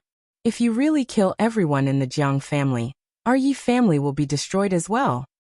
Yi Rou glanced at Yi Fengsheng and said, I can choose not to do it. Ah. As long as they stop attacking Fang Yan, Yi Rou said. You can bring my words to the Jiang family. Or you can find someone to bring my words to the Jiang family. Sis, others will think we're crazy. Crazy? Yi Rou flipped open the book she was reading again and said with her head lowered. Women are much more terrifying than crazy. Yi Fengsheng was thinking about how to persuade his sister to give up on this idea when he heard the sound of a car horn outside. Soon it was noisy outside the courtyard. Yi Fengsheng greeted Yi Rou and said, Sister, someone might be back. I'll go out and have a look. Yi Rou looked up at him, and then buried her eyes in the book in her hands again. Yi Fengsheng didn't come back, but after a while, a servant came to ask Yi Rou to go out for dinner. Yi Rou closed the book and looked out of the window. Winter came, and the plants withered. However, the 2 frangipani he planted were lush, and would carry a delicate fragrance with the breeze. Who will come? Yi Rou thought to herself. When there were no family members at home, they would eat in the small dining room. But when there were guests at home, they would eat in the hall. Today, they were having dinner in the living room, which proved that there were indeed guests at home. Yi Rou rarely paid attention to this matter. Most of the time, she just asked someone to send food to her room. But for some reason, her mind was exceptionally sensitive today. When Yi Rou walked to the door of the living room, she was stunned. There were no guests, but almost all the direct descendants of the Yi family were present. The patriarch sat at the head of the table, and beside him sat a few members of the Yi family's grandparents' generation. Father, Yi Daowen, second uncle, Yi Daoling, third uncle, Yi Daoxian, were all present. There were also Yi Fengsheng and a few juniors sitting at another table. Second uncle was busy with work and seldom came home. Third uncle, Yi Daoxian, was busy improving the Yi family style, so that it could be promoted and tested in the military special forces. He did not return home all year round, but today they were all back. Yi Rou hesitated slightly before walking towards the table where Yi Fengsheng and company were sitting. "Rou!" Yi Daoling shouted. He waved at her and said with a warm smile, "Come sit here. The patriarch has something to ask you." Yi Rou thought for a moment and walked towards the head table. The other juniors were not surprised at all. It was no secret in the Yi family that the patriarch favored Yi Rou. Everyone was already used to it. Yi Rou was indeed outstanding. Ignoring everything else, just her martial arts alone was enough to suppress them to the point of suffocation. In their hearts, they were convinced by this. Furthermore, Yi Rou was cold on the outside but warm on the inside. She did not show any courtesy to outsiders, but she was extremely good to her family. Her brothers and sisters at home also liked her very much. Yi Rou sat at the end of the table, diagonally opposite the patriarch. The patriarch looked at Yi Rou lovingly and said with concern, "Rou, are you reading in your room again today?" "Yes, patriarch," Yi Rou said with a nod. "I know you are working hard, so I did not disturb you. I got someone to send some fruits over. You didn't forget to eat them, right?" "I ate them." "That's good. Girls eating more fruits is good for their bodies and skin. Although we Rou practice martial arts, our skin is more delicate than those rich young ladies who do not touch the sun. This is our capital as a woman." Patriarch. Yi Daoling had no choice but to interrupt the patriarch's concern. If she was allowed to continue developing, there was probably no need to eat today's meal. "Why don't we first discuss that matter with Rou? You are so impatient." The patriarch looked at Yi Daoling with a complaining look and said, "No matter how Rou looks like, she is my good child." I know. Yi Daoling nodded repeatedly. "She is also our good child. Everyone dotes on her. Isn't everyone right?" Yi Daoling was worried that the patriarch would hold a grudge against him, so he wanted to drag some of his allies into the water. To his disappointment, no one stood up to respond to him. Yi Daoling laughed dryly and looked at Yi Rou and said, Rou, have you entered the heavenly law?" This question made many people present show a surprised expression. When did this happen? Yi Rou climbing the heavenly law was the top priority of the Yi family. Everyone in the Yi family had their hearts in their throats. Unfortunately, there were some changes in the end. Yi Rou failed to climb the heavenly law, but her life was saved by Feng Yan. Of course, this was what Feng Yan and Yi Rou said. Anyway, most people in the Yi family would not believe it. Yi Rou failed to climb the heavenly law, and suffered a backlash from the heavenly law. Her body was weak for a period of time. Until now, she stayed at home all day to recuperate. Even her daily training had been suspended. Everyone was worried that they would hurt Yi Rou, so they did not even mention the heavenly law in front of her. Now that the family was gathered together, why did they mention the matter of climbing the heavenly law? Yi Fengsheng stared at everything that was happening around him. Second uncle was back, and so was his father. The important elders of the family had appeared, and the juniors of the direct line of descent were all present. Now everyone was waiting for an answer. Was Yi Rou a heavenly Dao realm expert? Of course not. If she was a heavenly Dao realm expert, wouldn't the Jiang family be in for a bad time? Brother Fengsheng, you are usually close to sister Rou. Do you know about this? What's going on? Ro succeeded in climbing the heavenly law. Didn't she just fail a while ago? Did she do it a second time? Isn't it too risky? I think it should be true. Otherwise, it's impossible for second uncle and third uncle to return at the same time. Yi Fengxing shook his head and said, I don't know about this either. Everyone looked at Yi Ro with concern. Everyone's eyes were focused on Yi Ro's face. Yi Ro didn't even look at their faces. She turned a blind eye to their gazes as she looked at Yi Daoling with an indifferent expression. She nodded and said, That's right. Hua. The entire room was alarmed. Pleasant surprise, horror, envy, admiration, and curiosity.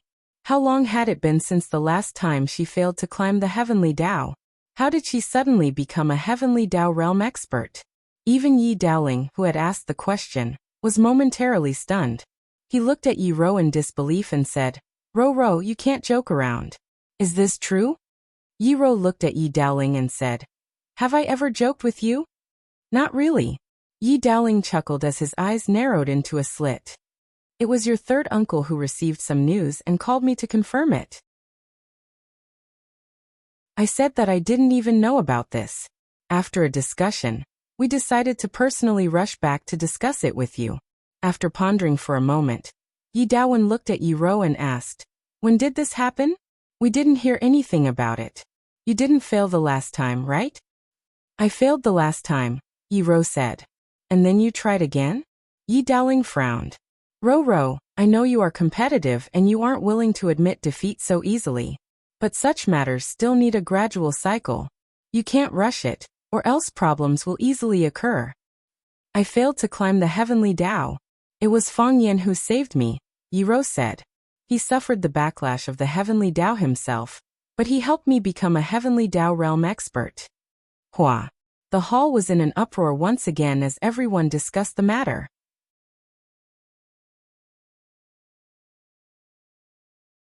Chapter 799. Cowhide couldn't wrap up the awesome, and paper couldn't wrap up Feng Huahua. The fact that Yi Ro had become a heavenly Dao master was known by others. Even after the death of Tao Addict's song transplanting, both parties wanted to hide it. It was originally a fierce battle in the forest, and not many people knew about it. Feng Yan and Yi Ro wanted to preserve their strength to prevent the Yi family from setting up more obstacles between them.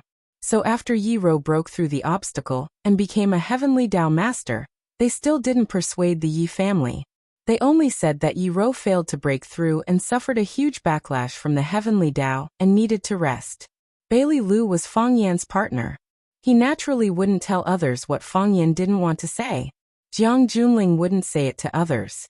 It was a great shame to be expelled by the family.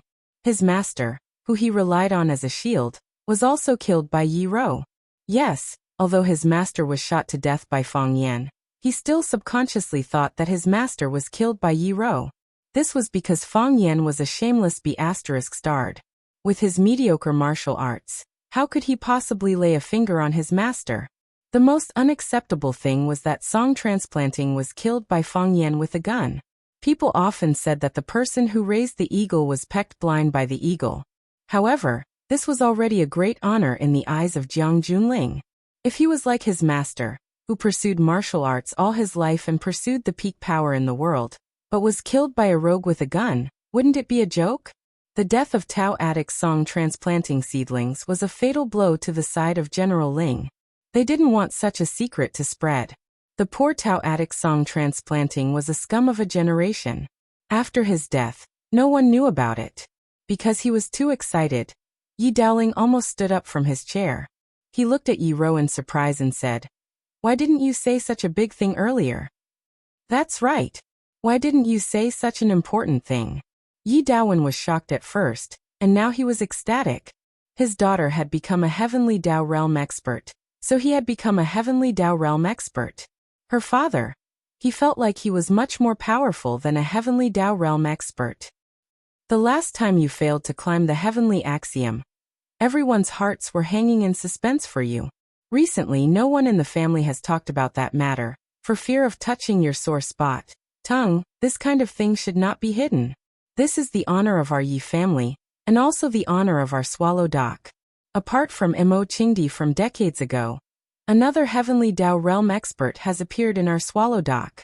Furthermore, it's a Heavenly Dao Realm expert who's even younger than Mo Qingdi from back then. How can we keep it a secret? I don't want to say it. Yiro looked at everyone's probing eyes expressionlessly.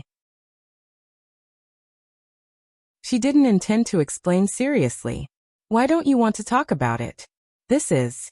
Yi Daowen still wanted to say something, but the great ancestor could no longer listen. He angrily interrupted his reprimand and said, Wenwen said that she doesn't want to say it. Why are you forcing her? She was a Heavenly Dao Realm expert, so it was a joyous matter. Just because she's not a Heavenly Dao Realm expert, does that mean she's not your daughter? Great ancestor, that's not what I meant.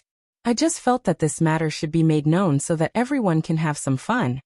Yi Daowen hurriedly apologized and said, You also know that when one failed to climb the heavenly axiom the last time, everyone was burdened with immense pressure, because of her.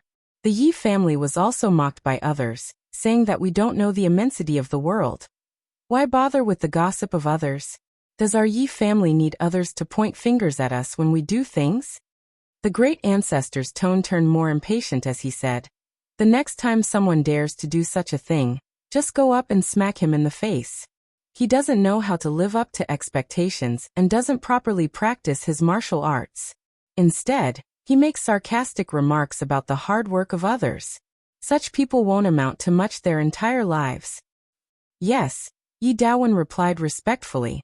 Yi Daoxian was from the military, and he had the deepest and most unyielding features among the three brothers. He sat there like a handsome statue, and in terms of bearing and bearing, he was much better than his son.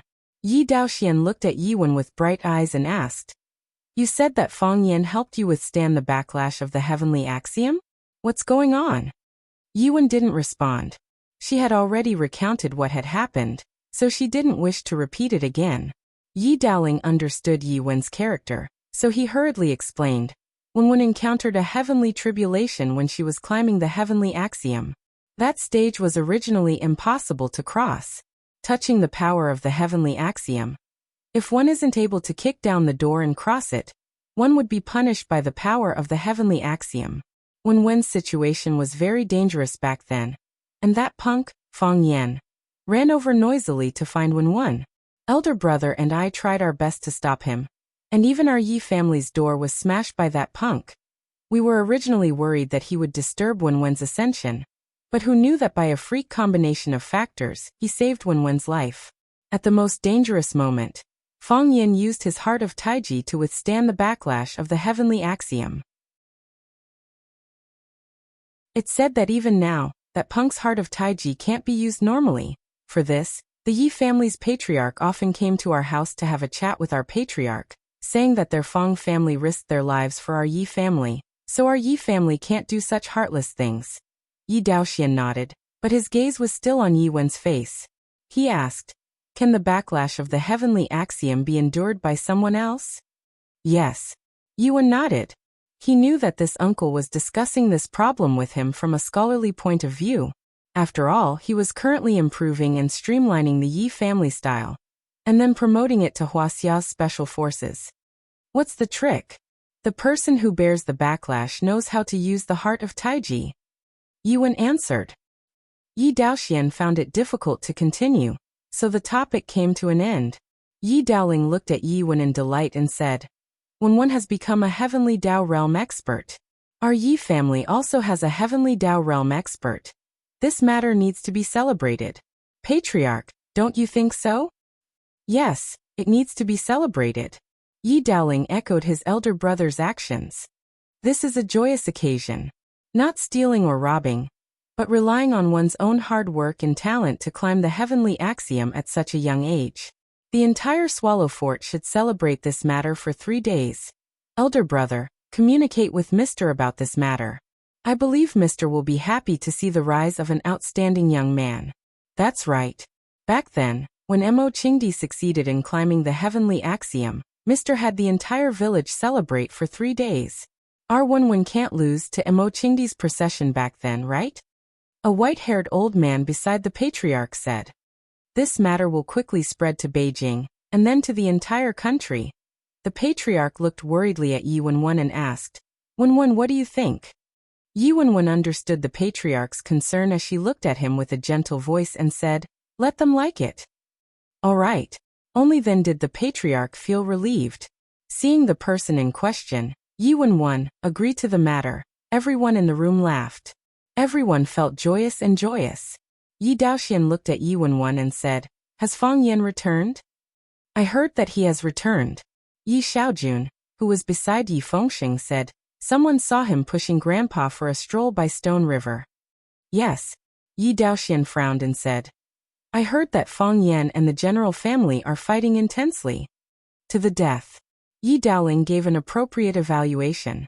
He said, "The last time Mr. brought Fang Yan to visit the general family, it was to denounce Fang Yan, and also to put an end to this matter on Fang Yan's behalf. However, the general family's old patriarch would rather banish the offending grandson from the family than let the matter rest. This time, the general family attacked in anger, naturally with the intention of not stopping until one side is dead." Yi Daoxian shook his head lightly and said, "The general family, they have a lot of business. Although Fang Yan has some talent, he has just started out and will most likely die in this battle. I don't think he will win." After a pause, Yi Daoxian looked at Yi Wenwen and said, "Wenwen, I know that Fang Yan has helped you before, and I've heard some things between the two of you. However, you cannot get involved in this matter. If possible, you must keep your distance from Fang Yan. This matter is no longer just a fight between Fang Yan and a junior of the general family, but a fight against the entire general family corporation. We need to focus on our own development. There is no need to fight against that group of people." Yi Daowen deeply agreed and said, "Wenwen, your uncle is right. Fang Yan is a good child and a very talented martial artist, but the two of you are not suited for each other. Since it is fated that you will not be able to be together in the future, then it is better to sever this relationship as soon as possible. In the future, Daddy will find you someone more suitable. Is that all right?" Yi Daoling smiled without a word, but his eyes were paying attention to the changes in Yi Wenwen's expression. Yi Wenwen's expression did not change at all. She looked at her father before looking at Yi Daoxian and said, "There is no such thing as compatibility. If I like him, then he is suitable. If I don't like him, then he is not suitable." "You child." Yi Daowen was somewhat angry. To have his own words rebutted by his daughter in front of so many people, it did not look good on him either. "I will marry Fang Yan. I want to marry him." Yi Wenwen's voice was gentle and firm, but her tone had an unquestionable power. "No. That's impossible, Yi Wenwen." The voices came from different members of the Yi family, as though every member of the Yi family had a reason to strongly oppose this matter. Yi Fengxing's heart was about to leap to his throat, as though he could spit it out with a burp. "I will not allow this to happen," Yi Daowen said with an overbearing attitude. "You are so silly," Yi Wenwen said as she looked at her father. "In the past, you could not stop me. Now that I am a heavenly Dao realm expert, how can you stop me?" Chapter 800. You're such a fool. These 3 words were like a powerful atomic bomb being dropped on the dining hall of the Yi family. The noisy scene suddenly quietened down, and the lively discussion instantly stopped. Everyone looked at Yi Ro with astonishment, looking at the girl who said, "You're such a fool," to her father. The Yi family was a traditional family.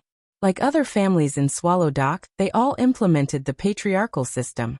The juniors had to be respectful when speaking to the elders. Even if the elders said something wrong, they couldn't refute them directly. What was Yi Ro doing? No one said a word. They even tried to suppress their breathing. Everyone stared at Yi Ro, at Yi Daowen, who had been countered by Yi Ro. Yi Daowen was the patriarch of the Yi family. He represented the dignity and face of the Yi family. He represented the Yi family's attitude towards a certain person or thing. Now what kind of punishment was he going to give to Yi Ro, who had disobeyed him?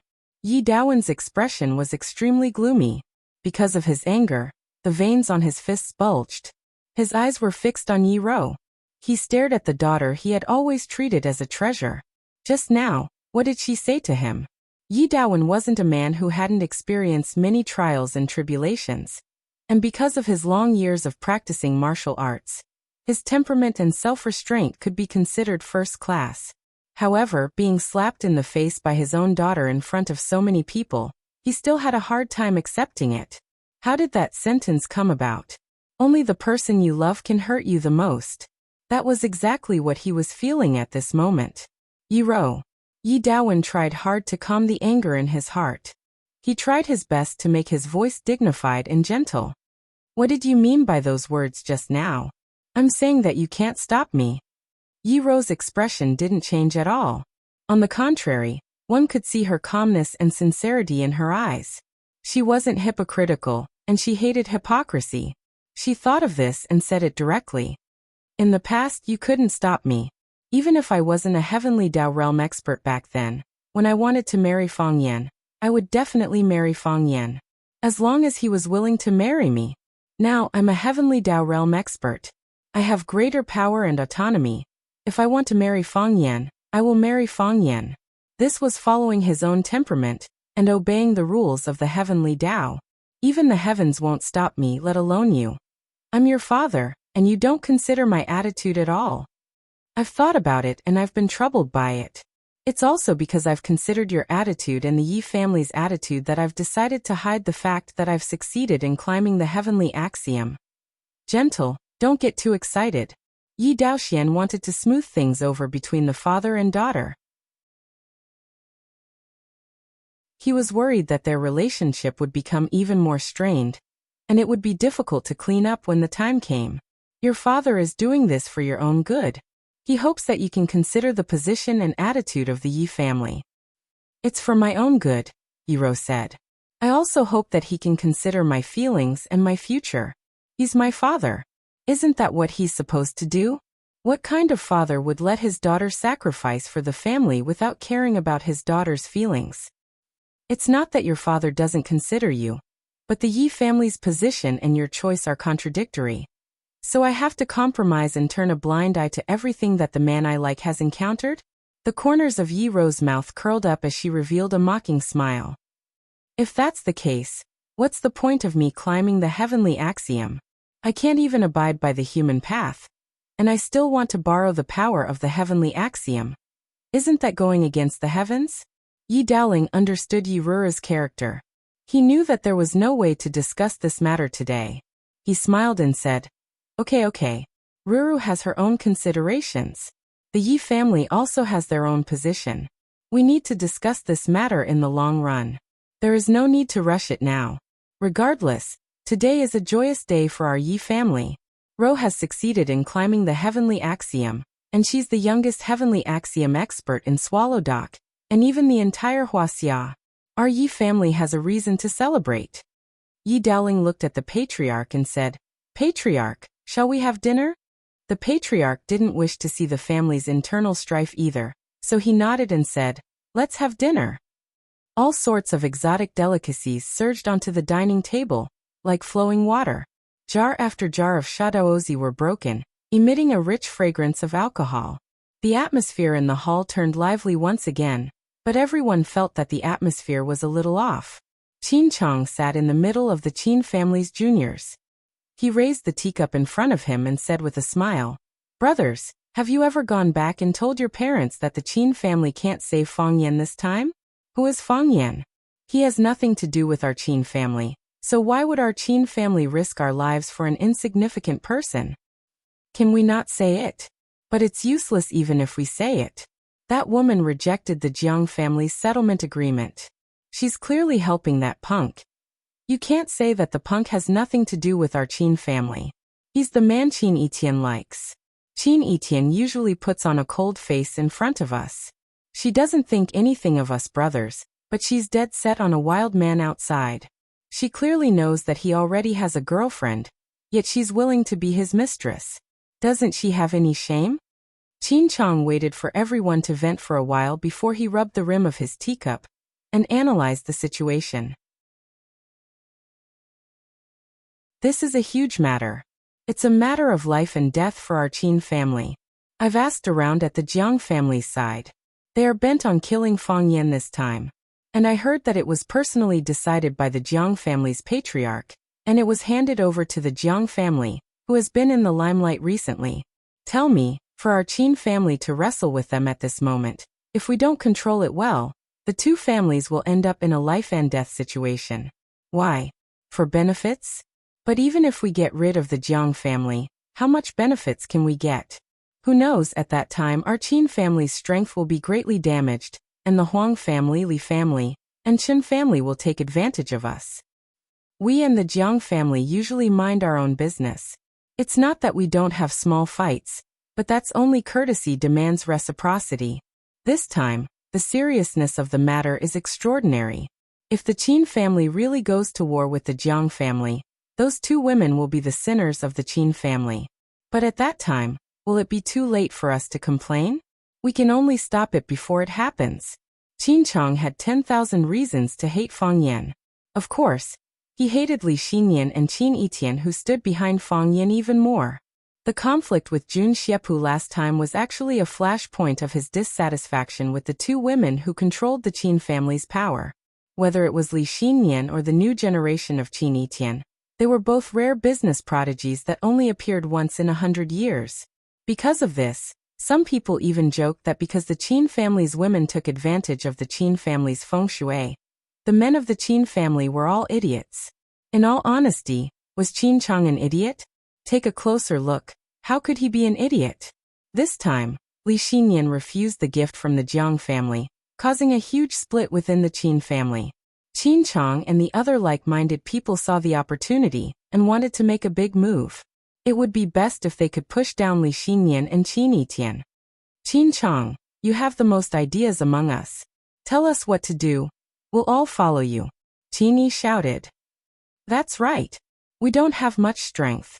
We can't even say a few words before the elders in the family scolded us. I think we should stick together. Qin Guan echoed.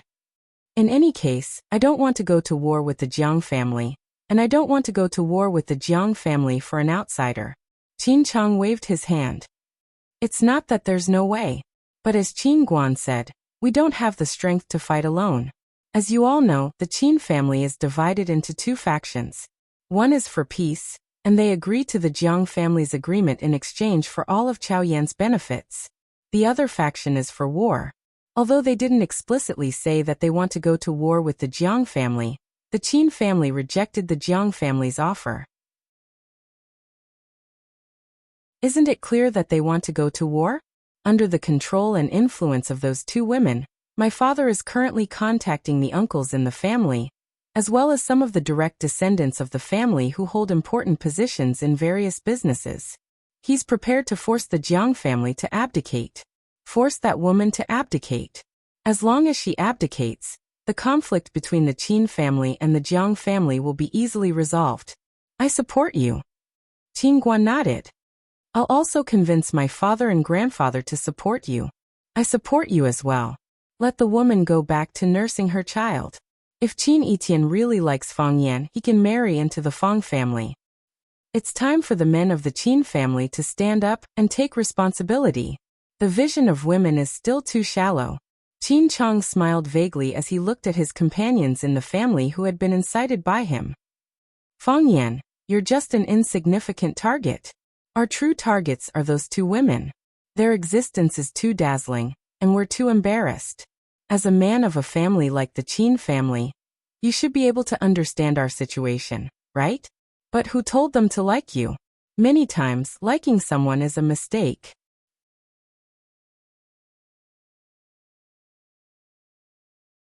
Chapter 801. Junling Clubhouse. Li Junling accompanied a few familiar guests for a drink before she gracefully stood up and said with a smile, "You guys have a good drink. I'm going backstage to prepare. I'll be playing a song on stage later." What else does Junling need to prepare? Your piano skills are so high. If we talk about a single instrument, even that music addict who's been playing it to perfection isn't as good as you, right? Chen Shuang said with a smile. Go do what you need to do. We'll take care of ourselves. I'll treat your place like my own home. If music addicts fans hear this, they won't let me off easily. Li Junling said with a smile. She patted her best friend Chen Shuang's hand and said, "See you in a bit." See you in a bit.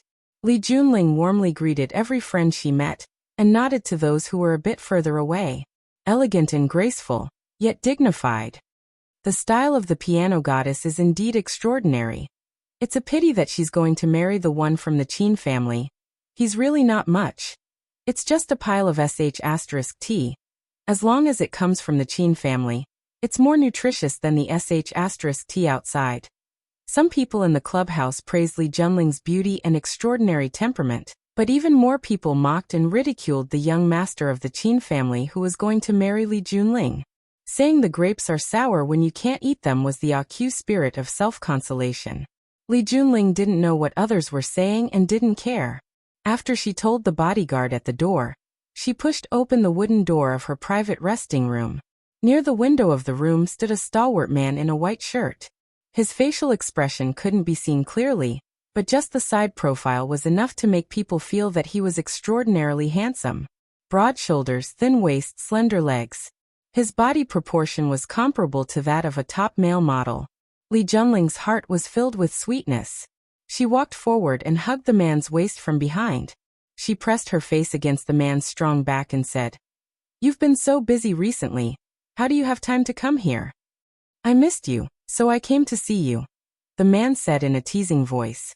Li Junling hugged the man even tighter and said, "I've always wanted to contact you, but when I found out that you went to Wuxia and heard that you were doing something so important, I resisted the urge. Besides, with our relationship, I'm not in a position to take care of you and care about you. Many times, I want to do something for you, but I don't know where to start." The man was silent for a moment and said, "The wedding is getting closer, right?" "They said it was before the new year," Li Junling said in a low voice. "There are only a few good days before the new year. No matter which one he chose, it would only take him a few days. In the past he always felt that time passed too slowly, and every day felt extremely long. But now I realize that time has passed too quickly. Before I could properly appreciate the day, it had already slipped away with a whoosh. I can't even hold it back." The man fell silent again. After a long time he seemed to have made some kind of decision and said, "How about I tell Grandpa?" Li Junling smiled in a low voice and said, "This is not your style. Do you really dare to tell your grandpa about this?" "It's indeed not my style." The man squinted his eyes and smiled. "But for the woman I like, I should always be hot-blooded for once. What's the saying again? Who doesn't have hot-blooded youth? I've never been young, and I haven't done too many hot-blooded things. But for you I'm willing to take a risk." Li Junling was moved to tears, hugging the man's body tightly and said, "I know you have this kind of intention, and I'm already very satisfied. Our family and the Qin family are too closely tied together. Qin Chong and I have already been engaged for a long time, and now we're at the last step. If you stand out at this time, how would they see you? How would your Jiang family see you?" "It's a bit difficult." The man's face was full of sorrow. "If I tell Grandpa about this, he'll definitely scold me for not being able to control my crotch, for not being able to take on such a heavy responsibility. The Qin family will also think that this is a great humiliation. Originally, they would have watched the dispute between our Jiang family and Fang Yan with cold eyes. After this, I'm afraid they have no choice but to come out and help Fang Yan fight against our Jiang family." I know everything," Li Junling nodded and said. "That's why I don't want to make things difficult for you. You're a very capable man, and it wasn't easy for you to get to this point. I don't want you to waste all your efforts because of me. I know very well how much effort you've put in to get to this point. But I still have to give you an explanation." The man sighed softly and said, "How many years have we known each other?" 7 years. Li Junling didn't hesitate to say the correct date. 7 years ago, we met at a Xiangshan charity banquet. Although we didn't say a word to each other at the banquet, when we left, we walked out one after another. We took a walk in Xiangshan, from halfway up the mountain all the way to Yanjing City. I didn't ask you where you came from, and you didn't ask me who I was. Then we walked until now." There was a gentle smile on the man's lips. He reached out to hold the back of Li Junling's hand and said, "Yes. 7 years from that night until now. It's been 7 years, so it's because of this that I can't let you go so easily. You're my woman in the past and in the future. I won't allow other men to touch you. And I won't allow you to fall into the arms of other men. I can't accept it. But, no buts. There was a cold smile on the man's lips. He said, Time, I just need a little time. After I take down Fang Yan and consolidate my position in the Jiang family, I'll bring up this matter to the old man. I want to marry you. Everything will take its course. If the Qin family isn't afraid of both sides suffering, I won't hesitate to fight with them. Junxing.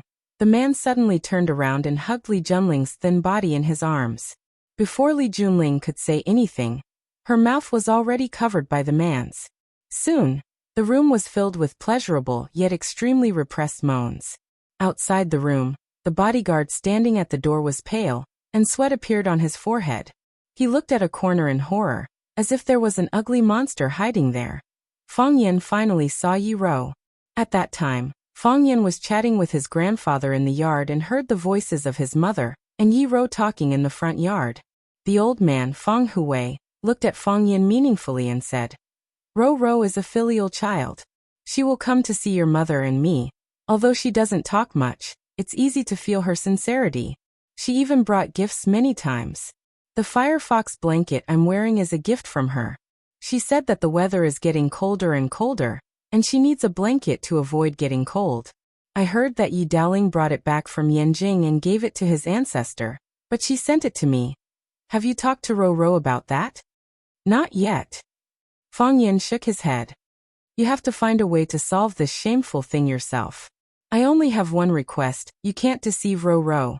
Fang Hui said seriously. I know. Fang Yan nodded heavily and said, I will find a chance to talk to her. If you can deceive her for a lifetime, you don't have to say anything. Fang Hui blinked and added, Anyway, I want a grandson or a granddaughter. The Fang family is short of people. Not so fast. It's as easy for other people's children to give birth like a hen laying eggs. Yi Fengxing won the girl of the Bailey family without a word, and the wedding will be held on New Year's Day. He said that he already has a child. Why is it so difficult for you? Are you?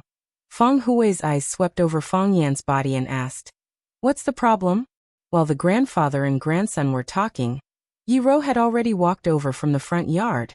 She glanced at Fang Yan, then took the initiative to greet Fang Hui. She handed over the basket of pastries in her hand and said, I just made these today. I know you like them, so I packed a basket for you. Fang Hui laughed with the basket in his arms and said, I understand what Rou means. You're sending delicious food to shut Grandpa's mouth. Okay, I won't say anything. I'm going to my room to eat pastries. You two young people can go out and have a walk. Yi Rou didn't look shy. She looked at Fang Yan and said, Let's go out for a walk. Fang Yan glanced at his grandfather and said, Grandpa, I'm going out with Rou. I'll talk to you later when I come back. Go. Fang Hui chewed the delicious pastries and said, Can I say no? Can't you see that my mouth has been blocked by the little girl? Beside the stone river, Fang Yan and Yi Rou walked side by side on the bank. Women carrying baskets of vegetables, and old men carrying hoes came back from the fields. They greeted them and laughed kindly when they saw them. The news that Fang Yan and Yi Rou were in love had long been spread in Swallow Dock. I was going to see you early tomorrow morning, Fang Yan said with a smile. I know. Yi Rou nodded. But I can't wait. In the twilight, the green mountains in the distance looked like a long, ink-stained dragon. There was no bright moon in the sky, nor a star. However, Fang Yan clearly felt that his eyes were shining. The girl standing in front of him was the warmest sun in his heart.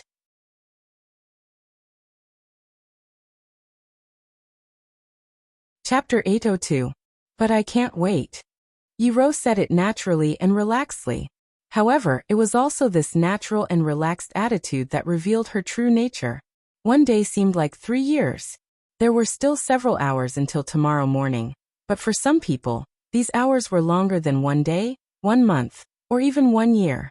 Yi Rou didn't want to wait. The man she liked lived next door. She could see him in a few steps.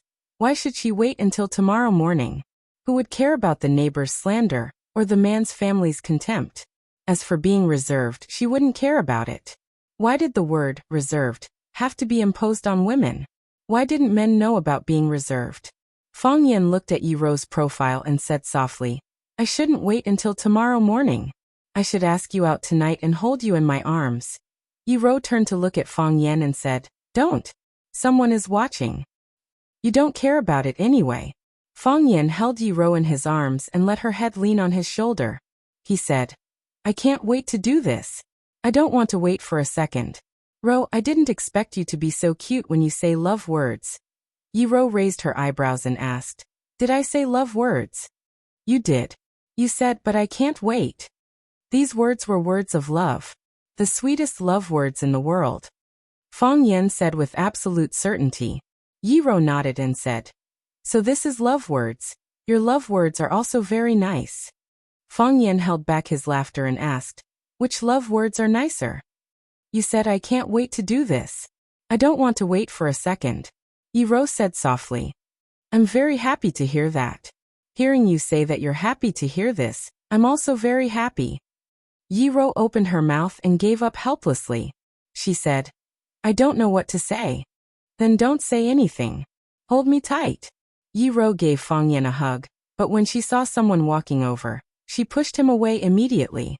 Fang Yan felt wronged and said, Do you know that in a normal relationship, if a girl does this kind of action, it will hurt a man's self-esteem? Yi Ro nodded and said, I know, but I think you're different. You're right, I'm different from them. Fang Yan grinned and said, They are all little kids. How can they be compared with a mature man like me?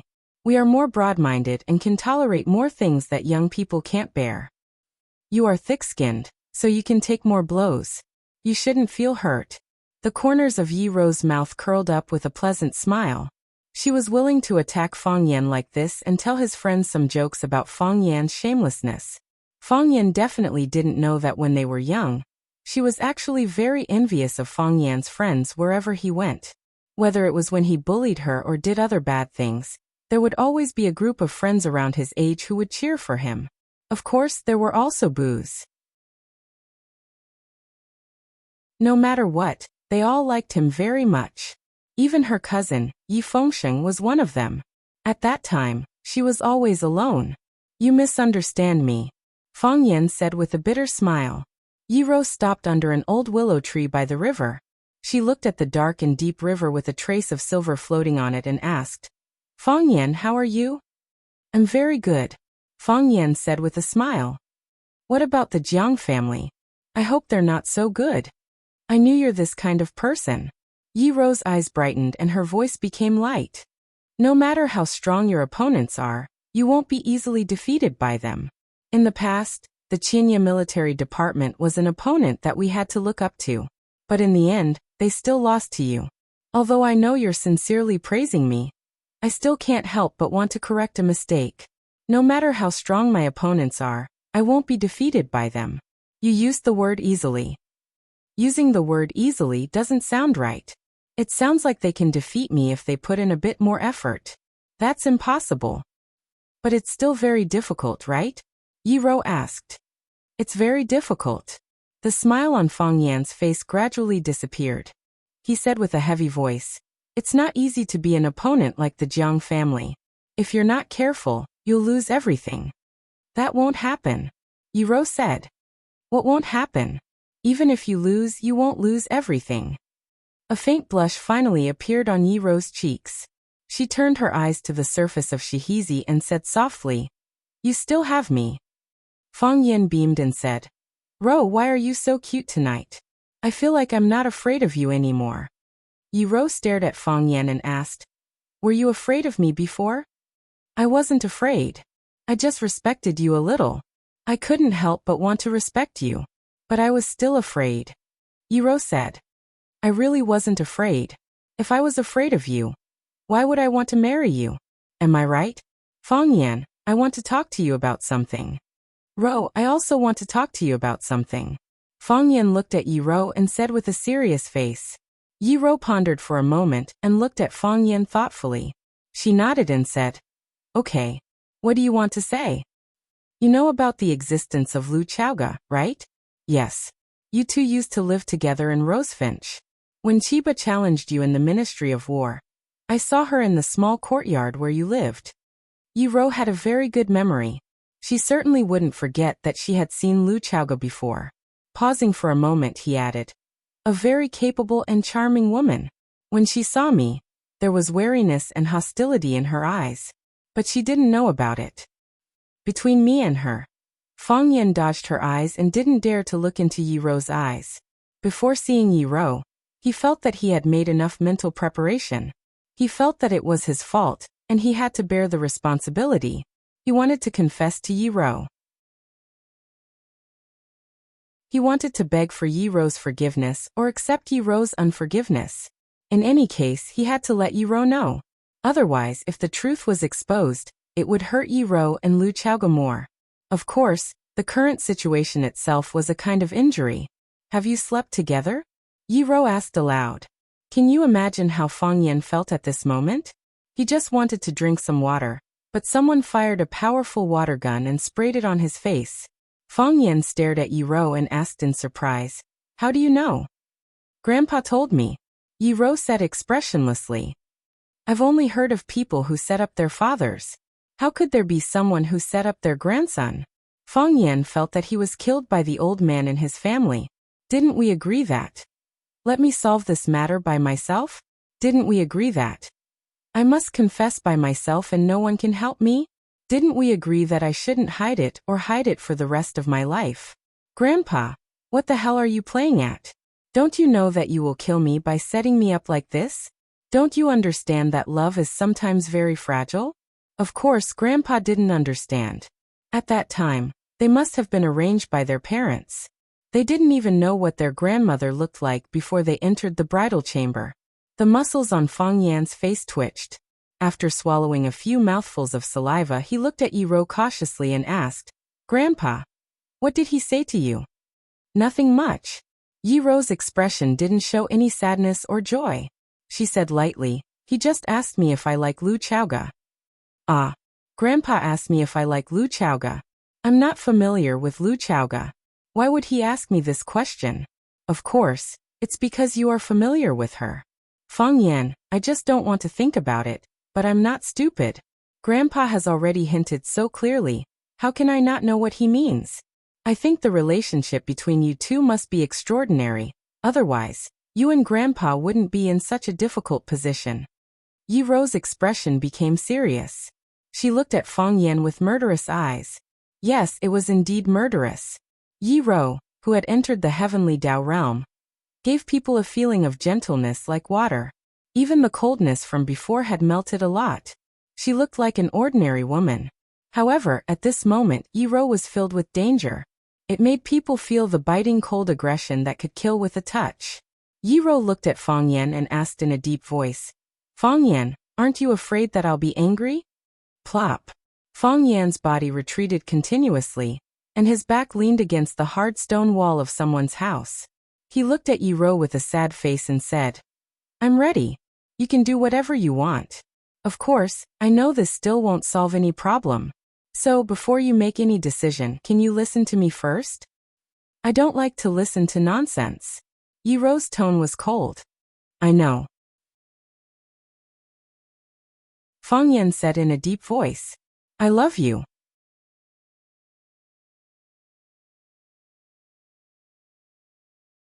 Chapter 803. I love you. For true lovers, these 3 words were worth a lot of gold. To a casual one-night stand couple, these 3 words were not much different from good morning, or I want to take a dump. However, as for how to distinguish whether it was nonsense or not, that would depend on the benevolent and the wise. At that time, the sword was only 0.01 centimeters away from my throat. But after the time for a quarter of an incense stick, the owner of the sword would fall in love with me completely because I decided to tell a lie. Although I have told countless lies in my life, I think this one is the most perfect. Oh, sorry, I got the wrong line. There was no sword, only the strong killing intent emanating from Yi-Ro's body. Yi-Ro stared at Fang Yan coldly, as if she was staring at a lamb waiting to be slaughtered. Should she kill him first and castrate him or castrate him first and then kill him? This was a very illogical question. But how could a woman be logical? I love you. Fang Yan looked at Yi Ro and said. He thought his way of solving the problem was perfect, just like the way Joker answered Zixia Fairy in Journey to the West. A senior gambler once said that when a woman was angry, as long as she said the words, I love you to her, she would instantly lose her mind or IQ. Once a woman lost the ability to think, she could only be led by a man to move forward. However, Yi Ro was obviously not that kind of woman. Yi Ro looked at Fang Yan's face and said, a move you often use? Do you think it will work on me? I know you are the most difficult person in this matter. Fang Yan said with a red face. It was not only because of embarrassment, but also because of the timidity and guilt of facing Yi Ro. Things have happened, and the result has been determined. But such a fact is pushed in front of you and you have to choose whether to accept or reject it. This is a great injustice to you. I'm not a victim. From a man's standpoint, I'm the one who benefits the most. I should be responsible for everything I've done. I was very nervous at the time, but I had to pretend to be calm in front of the other woman because it wasn't her fault. I said that I would bear all the sins and consequences. I want to say the same to you. If you are angry, you vent. If you hate, you fight. But you can't kill me yet, because I still have important things to do. I have to live at least for a while. I have to protect my grandfather and my mother. I have to make sure that they are safe and that no harm will befall them. At that time, I will be at your disposal. If you really did that, maybe I would feel better in my heart. You mean, I can't do anything to you now? Not really. Why don't you scold me now? Fang Yan asked cautiously. Or you can beat me up. Fang Yan, I'm very angry. Yi Ro stared at Fang Yan and said. I know, Fang Yan said in a low voice. He slightly lowered his head, showing that he was admitting his guilt. You're sorry? Yi Ro's tone became even colder. Yes, I'm sorry. You have to compensate. Okay, I'll compensate. What? You have to marry me, Yi Ro said. Okay, I'll marry you. Fang Yan suddenly raised his head and looked at Yi Ro in surprise, asking, What did you just say? You have to marry me, Yi Ro said.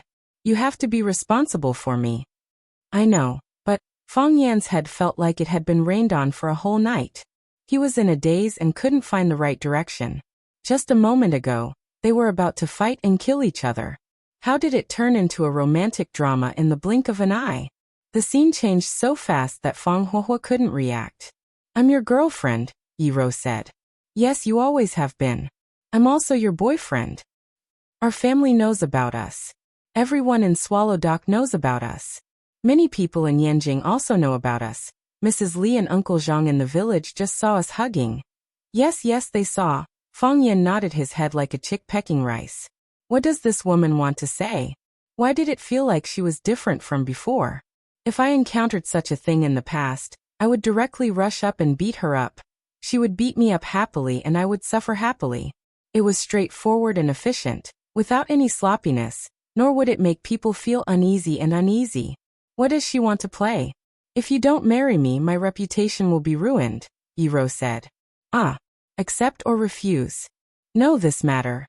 Accept or refuse. Aren't you angry? I've done something wrong to you, the heartless and ungrateful kind. Angry. So I asked you to marry me. Accept or refuse. I accept. Good. Yi Ro nodded and said, Go back and prepare the betrothal gift. After that, she turned around and walked back the way she came. Her back was soft and beautiful, and her 2 long legs were light and powerful, as if she was stepping on the strings of a piano. Fang Yan was stunned on the spot, and hadn't come to his senses until now. He knew that Yi Ro usually didn't talk much, but she had a very high IQ. Is it because she hates me so much that she wants to force me to marry her, and then have a bunch of children and beat my children every day to get back at me? Thinking of this possibility, Fang Yan almost burst into tears. My children are so pitiful. These women are so scheming. Fang Yan walked back home in a daze. His grandfather, Fang Huwei, was sitting in a chair and drinking tea. Seeing that Fang Yan had returned, he handed over the teacup in his hand and shouted, Boy, go and pour me another cup of tea. The pastries given by the little girl when one are delicious, but a little too sweet. I need to drink more water to get rid of the greasiness. Hey, why are you back so soon? He sized up his grandson's body and asked in puzzlement. You don't have any injuries? Didn't she break a leg or a few ribs or something? Fang Yan poured a cup of warm water and handed it over, shaking his head and saying, No. That's strange. It doesn't match that girl's character at all. Feng Hui's face was solemn. He looked at Feng Yan's face again and said, Have you heard? That girl Yi Rou has entered the Heavenly Dao Realm. She's the youngest Heavenly Dao Realm expert in Swallow Dock. No, in the whole of Wuxia.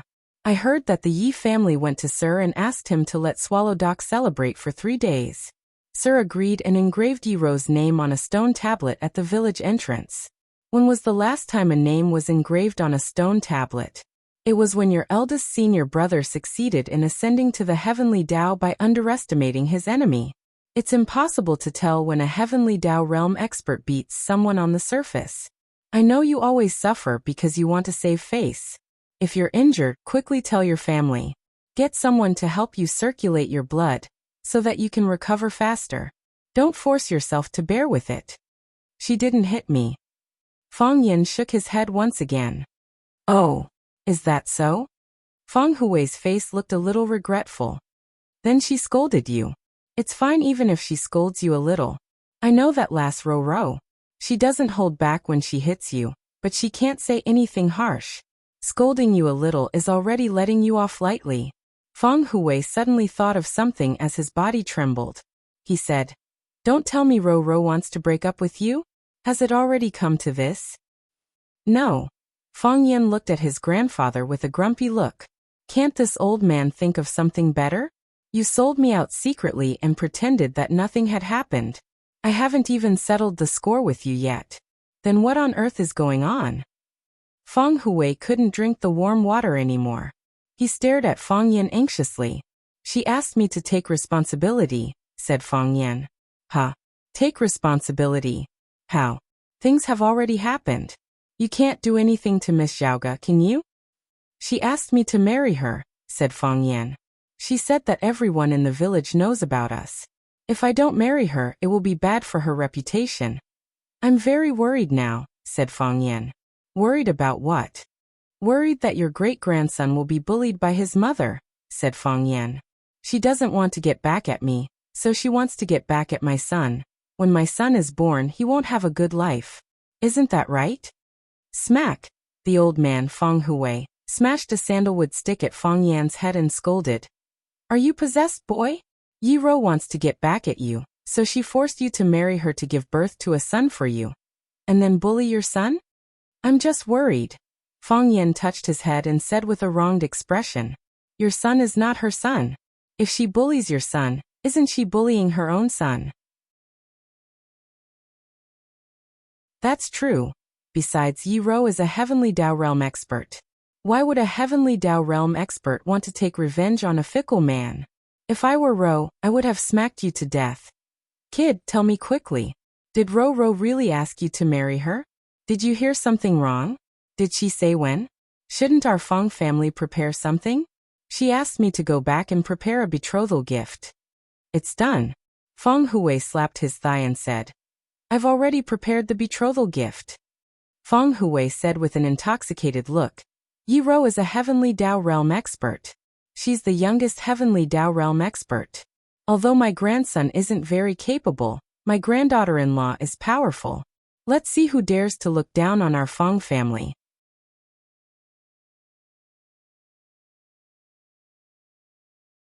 Chapter 804.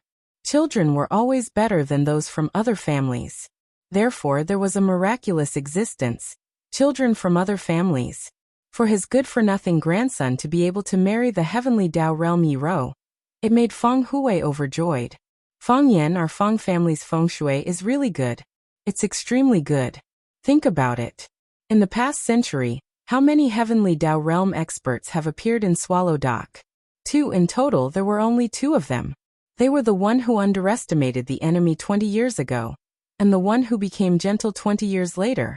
Both of them were members of the Feng family, and had a close relationship with the Feng family. Although our Fong family has only one descendant, every generation is an outstanding elite. Although outsiders think that each generation is worse than the last, 20 years ago, due to Azure Dragon underestimating enemy's existence, our Fong family was not to be belittled. This time, if what you say is true and reliable, and Yi Ro is really willing to marry you, willing to marry into our Fong family, then our Fong family will have another Heavenly Dao Realm expert. When we return from underestimating our enemy, our Fong family will have 2 Heavenly Dao Realm experts holding down the fort. Old Man Fong's face flushed red as he danced in joy. He was so excited that he couldn't even speak properly. 2 Heavenly Dao Realm experts. How powerful would that be? There are only a few Heavenly Dao Realm experts in all of Wuxia. At that time, even if you were an idiot, no one would dare belittle you. Grandpa. Fong Yan was very displeased with the old man's words. Why did he become an idiot? Although his current martial strength was a little weak, and his heart of Taiji had yet to fully recover, he couldn't be considered an idiot, right? He still had a mind that was good at scheming, and he had the intelligence to devise strategies. He also had a handsome face and an outstanding bearing. How could he be an idiot? Old Man Fong Hui completely ignored Fong Yan's displeasure and continued expressing his joy. Do you know what it means for Yi Ro, who is at the Heavenly Dao Realm, to marry into our Fong family? It means that our Fong family will rise again. It means that no one will dare to bully our Fong family again. It means that your battle with the general family, that bunch of bastards, will have to consider if they can withstand the revenge of our Fong family's women. Grandpa, you shut up, Fong Hui shouted. Fortunately, he's gentle, affectionate, righteous and broad-minded. He doesn't care about what you've done outside. Otherwise, wouldn't this great marriage be ruined by you? Do you know how much effort I've put into making this marriage happen? Do you know how they treated me the first time I went to challenge the Yi family? She didn't care about you at all. If I didn't ask Yi Ro to beat you every year, and sometimes a few more times, how could you two have such a deep relationship? Can you get to where you are today, and win the heart of a beauty? Behind every successful grandson, there must be a grandfather who silently contributes. Grandpa, go and call your mother over. Fong Hui waved his hand at Fong Yan and said, I have to discuss with her who to find as a matchmaker. I also have to ask Sir to help me find a good date to send the betrothal gifts. It would be best if he can calculate the date of the wedding. By the way, we also have to think of a good matchmaker. The Yi family is not an ordinary family now. The matchmaker must have some weight. Why are you still standing there? Go quickly. Grandpa, you have a granddaughter-in-law and you have forgotten your grandson. Besides, you haven't married your granddaughter-in-law yet. Only then did Fong Hui take a serious look at Fong Yan. He chuckled and said, I've told Wen Rowan that if you make that kind of emotional mistake again, she doesn't need to do anything. I'll punish you according to the family rules. Fong Yan went to call his mother Lu Wan. Lu Wan was very happy to hear that Yi Ro agreed to marry him. Yes, she did say so. Then she began to discuss with Fong Hui about who to find as a matchmaker, what betrothal gifts to send, and when to set the date of the engagement and the wedding. Fong Yan stood there for a long time, and found that he was completely invisible. He was a little confused. Wasn't he the one who was going to get married? Why didn't anyone ask for his opinion? I might go back on my word, Fong Yan thought to himself. Soon he shook his head and gave up the idea. I'm just being reserved. If I can marry Yi Ro, I'm willing to be beaten by her every day. Winter hadn't come yet, and the first snowflake was still far away. But Mr. Fong had already put on a thick gray robe, as if he couldn't stand the early cold in the hollow of Swallow Dock. Mr. Fong carried a dung basket on his back and a dung bag in his hand. He casually picked up the dung from the animals at the foot of the road while talking to Fong Yan. Ro is still ahead of you. There was a comfortable smile on Mr. Fong's face, which was a compliment to the outstanding achievements of the younger generation of Swallow Dock. People used to say that Yi Ro was a rare martial arts prodigy in Swallow Fort. That's right, but it's also wrong. Seeking for martial arts is a mysterious thing. Some people take the first 99 steps, but they get stuck at the last step, and it's hard for them to take the last step in their lifetime. Some people fall behind by 99 steps, but the latecomers catch up, as if they took the 100 steps in one night. At that time, there were 4 people in Swallow Dock who stood on the same level. Yu Yiro, Bailey Lu, and Bai Xiao. I'm not praising Bai Xiao because he is my apprentice, but because he really has the talent in this area and can give people enough expectations. And you can't deny that he worked harder than the 3 of you. Fang Yan nodded and said, I don't deny that. Bai Xiao worked harder than us. He wasn't a member of Swallow Dock, and he couldn't integrate with us. Because he came from the outside, and because he was too outstanding or too hard-working, we all ostracized him, whether intentionally or unintentionally. Perhaps this was also the cause of everyone's deep resentment. At that time, we were indeed too young and impetuous, and did a lot of things wrong. What choice did we have at that time? Mr. Fang shook his head and sighed. It's natural for young people to fight and quarrel. Even ordinary young children will quarrel for years and not speak. What's more, this is Swallow Dock. If you're not convinced, I won't admit defeat. Isn't that a very normal thing? It's still the mentality. If the mentality is crooked, the steps will also be crooked. Swallow Dock can't tolerate him. Mr. Fang picked up a pile of dried cow dung on the ground and carried the dung basket forward. But now, only Yiro has stepped onto the Heavenly Dao, becoming the youngest Heavenly Dao realm expert in Swallow Dock. So she's ahead of all of you. This is a great thing for Swallow Dock. How many years has it been since Swallow Dock had a Heavenly Dao realm expert? It wasn't easy for us to have someone like Mo Qingdi, but in the end, we encountered such a thing. So when Dawen came to me to ask Swallow Dock to celebrate this matter for 3 days, I agreed immediately. With such a thing happening, I'd be happy even if it's a 30-day celebration. Fang Yan nodded and said, it's indeed something to be proud of. Gently stepping onto the Heavenly Dao is very beneficial to us. Bailey Lu has been like a madman for the past few days, trying to find a way to break out of the cage. Such matters can't be rushed. It comes naturally and goes with the heart, Mr. Fang said with a smile. So, are you ready to marry Tingwan? That's the case, Fang Yan said with a nod. Then he looked up at Mr. Fang and asked, does Mr. Fang already know? I knew a long time ago, Mr. Fang said. Fang Yan smiled and said, I've troubled everyone regarding Gentle and me. It is indeed troublesome, Mr. Fang said with a nod. Before you came back, when Wan came to see me. Oh? Fang Yan looked at Mr. Fang with a puzzled gaze and asked, what did Gentle look for you for? She said she wanted to marry you, Mr. Fang said. Back then, why did she look for you to say this? You should know what Gentle's ascension to the Heavenly Dao means to the Yi family, right? I know. Fang Yan nodded.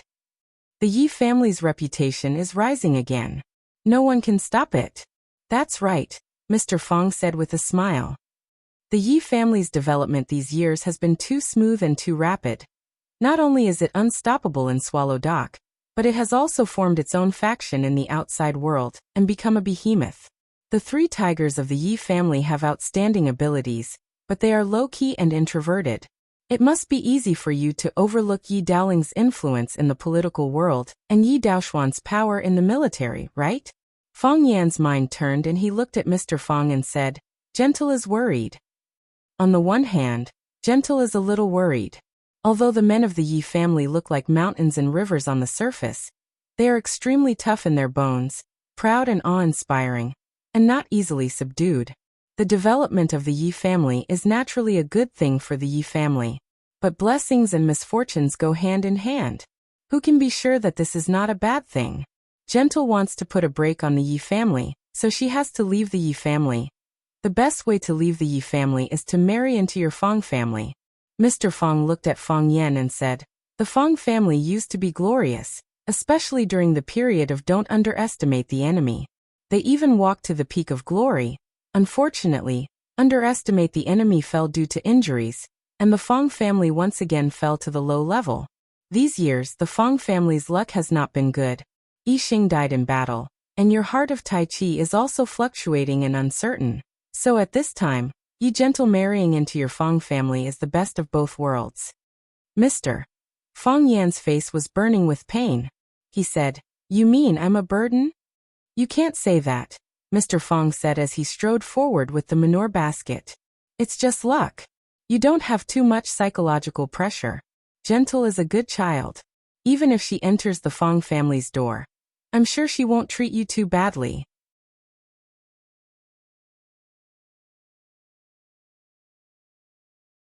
Chapter 805. Fong Yan had always felt that he was the youngest, most handsome, and fair-skinned successor of the Fong Tai Chi. Why did others feel that he was pitiful and deserving of sympathy? He could be Fong Yan, the Fong Yan who fought against the Qianya military department, the Fong Yan who killed the father and son of the Jiang family, the Fong Yan who forced Jiang Junling to be expelled from the family, the Fong Yan who killed the Tao addict Song Zanyang, one of the 7 addicts of Wuxia, the Fong Yan of Tiger Sawflower City, and the Fong Yan who fought against the Jiang family head-on. As an adult who had just come of age, achieving such achievements could be described as blinding the eyes of others. Why was it that when it came out of everyone's mouths, they all seemed to despise it? Could it be that there was a man more outstanding than him in this world? Impossible. Fong Yan swallowed a few mouthfuls of saliva, then looked at the teacher and said, "Sir, I think you have some misunderstandings about me." Walala. The teacher poured the feces in the basket into the manure pond in the backyard, then placed the basket in the corner of the wall. He rubbed his hands and pushed open the small wooden door. He washed his hands by the well in the yard, then took a black towel and wiped his face. Only then did he look at Fong Yan and ask, "What misunderstanding?" "I think I'm quite powerful too," Fong Yan said. The teacher grinned and asked, "How are you powerful?" "The Jiang family has always wanted to kill me, but they haven't been able to until now, so I'm very powerful." "How many of the people the Jiang family wants to deal with are still alive and well?" Fong Yan said with a serious expression. "Moreover, I might not lose. Have you ever thought that the Jiang family might lose this time? If the Jiang family loses, what will the result be? How will other people look at this matter? What kind of expression will they use to look at me?" The teacher rubbed his wrinkled old face and nodded. "What you said is not impossible. I think you won't lose." Fong Yan was overjoyed and asked, "Do you think I will win?" "It's also hard to win," the teacher said. "You're in a dilemma now." Fong Yan began to dislike Sir. He had changed. He had become very strange, almost like his 2 masters. If you have something to say, can't you just say it all at once? Why did they have to make it so complicated? The man didn't care about Fong Yan's disdainful look. He pushed open the door and walked in. He sat down on his old rattan chair, as if his body was exhausted. He waved at Fong Yan and said, "Go pour me a cup of tea." "Oh." Fong Yan responded. He saw a big teapot on the table, and poured a big bowl of herbal tea from the teapot, and handed it over. The teacher didn't take it and shouted angrily, "You brat, you're too insensible. I'm already so old and it's such a cold day, and you're giving me this kind of herbal tea? Aren't you afraid of freezing my body? If your grandfather asked you to pour tea, would you pour this kind of herbal tea for him?" Fong Yan's face was full of grievance. He knew that with Sir's martial arts cultivation, not to mention drinking a bowl of cold water, even if he was soaked in ice water 24 hours a day, it wouldn't freeze his body. This old man was so unreasonable. However, thinking of Sir's martial arts cultivation, Fong Yan didn't dare to offend him. So he quickly ran over and added half a bowl of hot water into the tea bowl. Only then did Sir take a big gulp. He looked at Fong Yan and said, "Sit." Fong Yan sat in front of Sir and said, "Sir, I'm from Swallow Dock. I've been bullied outside. You have to help me." Sir held the tea bowl and looked at Fong Yan asking, "You want to borrow power?" "I want to borrow a knife," Fong Yan said. "If the young and old of Swallow Dock unite, even 10 families of generals won't be enough for us to kill. We can kill our way to the general's old mansion in minutes. You and that old man Jiang Shifu are old friends, so I'll leave him to you. Although your martial arts are good, you have to be careful of him using a spear. I think people at his age can do anything shameless. And then the generals will disappear. We'll return to Swallow Dock and continue to live and work in peace," Fong Yan said with a smile. "I can't promise you. You know I won't promise you. You're pushing Swallow Dock into a pit of fire. If Swallow Dock really did something like that, Would it still be Swallow Dock? Would anyone still tolerate our existence and give us these privileges? I'm just saying. Fang Yan rubbed his nose and smiled bitterly. I just feel so suffocated. Others are already bullying us, but we can't do anything. We can only passively take a beating. This isn't our style. If those heroes who sacrificed themselves knew that their descendants were in such dire straits, do you think they'd be so angry that they'd come back to life and fight the generals? If the generals were really unscrupulous, they wouldn't have only shown this little bit of power. Haven't you noticed? They've always been doing things within the rules. Whether it's touching Du Qing or suppressing the businesses of Chao Yan and your partners, they're all tactics that can be used in business competition. This is also why we can't stand out and say anything. Could it be that just because you came from Swallow Fort that others couldn't snatch or touch your business? Or maybe it's because the generals have deep connections behind them that no one can compete with them head-on. This is obviously unreasonable. But it's immoral for them to kidnap people. Fang Yan said angrily. Master glanced at Fang Yan and said, You killed the Tao addict Song Zaniang. Will the generals jump out and reason with you? So no one is actually willing to reason with us now. No. On the surface, everyone is reasonable. On the surface, they're not reasonable. In private, there are many things that can't be done. Master, you're not willing to come out. Why do you need to come out? Master smiled. If you sit here and don't move, the people behind the generals can't move either. If you move first, they'll follow suit. That's true. Fang Yan sighed. Fang Yan's hands and feet were tied. The generals also couldn't use more of their power. If he didn't have an existence like Swallow Dock behind him, they could probably do a lot of things to make him disappear into thin air. Now that he had to act economically, he had to admit that they must be very uncomfortable. You're right about one thing, Master said. Which one? You said you're very powerful, Master said. Fang Yan grinned and said, Master, do you really think so? Do you know why I don't think you'll lose? Because I can't see through you. Master finished half of the tea in his bowl, then handed the empty bowl to Fang Yan and said, I've seen through so many people, but there are only two I can't see through. One is Bai Xiu, and the other is you. Master Zhang has a bad eye for people. I told you a long time ago that Bai Xiu wasn't a good person, but you didn't believe me. Now do you know why I kept my distance from him? That's true. Master smiled bitterly. But I can see that you have a drive in your bones. This drive is very terrifying. It can make you do anything. Even if you suddenly defeated the generals tonight, I wouldn't be surprised at all. Because I don't know what you can do. I can't even guess what you're planning. To get to where you are now, isn't it because of this drive? I'm currently taking a beating, Fang Yan said. The situation in Flower City isn't very optimistic. I'm planning to return tomorrow after seeing you. What kind of logic is that leaving your friends behind? The men of Swallow Dock can't do such a thing. Master looked at Fang Yan and said, You won't go back. Why do you say that, Master? Because you didn't get anything. What? You didn't get anything from this trip back to Yanjing, Master said. That's not your style. What do you mean, Master? You came to Yanjing at the most critical moment in Flower City, which means you must have some plans in Yanjing. If you didn't get anything, why would you leave Flower City at this time? Didn't I say that I came to Yanjing to get reinforcements? Fang Yan spread his hands and shrugged helplessly, saying, I just didn't get any reinforcements. If you didn't come to Yanjing, wouldn't you know the final result of this trip? Whether the Qin family will make a move, whether Qin Etienne will make a move. Couldn't you have calculated all of this?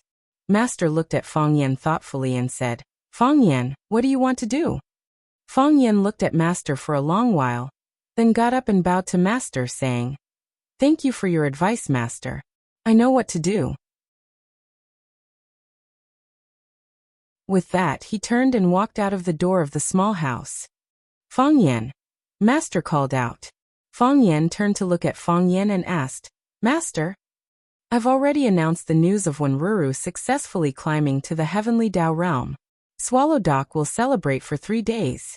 I've also spread the news of you and Wenruru getting married, and the day of the wedding has been chosen. It'll be on the 8th of the 12th lunar month. It'll be appropriate for you to get married. Fang Yan stood in the yard and bowed to Master again, saying, "Thank you, Master." Master waved his hand and said, "Go do what you need to do. You can lose, but you have to come back alive. If you're alive, there's hope. If you're dead, you're just a handful of dirt."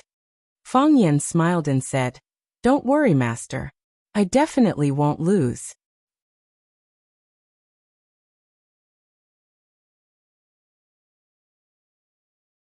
Chapter 806. Qin Chang was very busy these 2 days. He was busy contacting the direct descendants of the Qin family to form an anti-feminist alliance, helping each other and working hand in hand. Those who were strong would contribute, and those who were weak would fool their parents to contribute. No matter what, he had to overthrow the 2 mountains that were riding on the heads of the Qin family's males. Qin Chang was very busy, and it was worth it. He found that almost all the young men of the Qin family were not satisfied with Li Xinyan and Qin Etian taking over the power of the Qin family. They were all dignified 7-foot men. They had manners and were capable. How could they live with such a small amount of dividends every month? A real man should take over the power of the Qin family. No matter what, they had to drive the mother and daughter away this time. As for who would take over the power of the Qin family, it was not up to him as a junior to decide. However, he personally thought that his 4th uncle was very qualified. He was his father's brother, and he had doted on him since he was a child. If 4th uncle were to take over, she would become the Qin Etian she was now. Just thinking about it made her feel a little excited. Mansion number 1. In order to avoid being noticed, Qin Chang had arranged for everyone to gather there. The other brothers were running around outside, while he stayed in the center to collect information and control it. "Qin Guan, how is your contact?" Qin Chang asked when he saw Qin Guan striding into the room. Qin Guan asked the servant to bring him a cup of Longjing tea. Then he answered Qin Chang's question. "My father, my mother, and my uncle have made a decision. They said that some things should be considered carefully. The Qin clan had a lot of men, and the children were all capable. How could they be allowed to idle around all day and do nothing? They have to find opportunities to gain experience, don't they?" Qin Chang was overjoyed. He said with a smile, "Your father and your uncle are willing to stand up for us. Our chance of success has increased by 10%. I'd like to see how they will talk this time."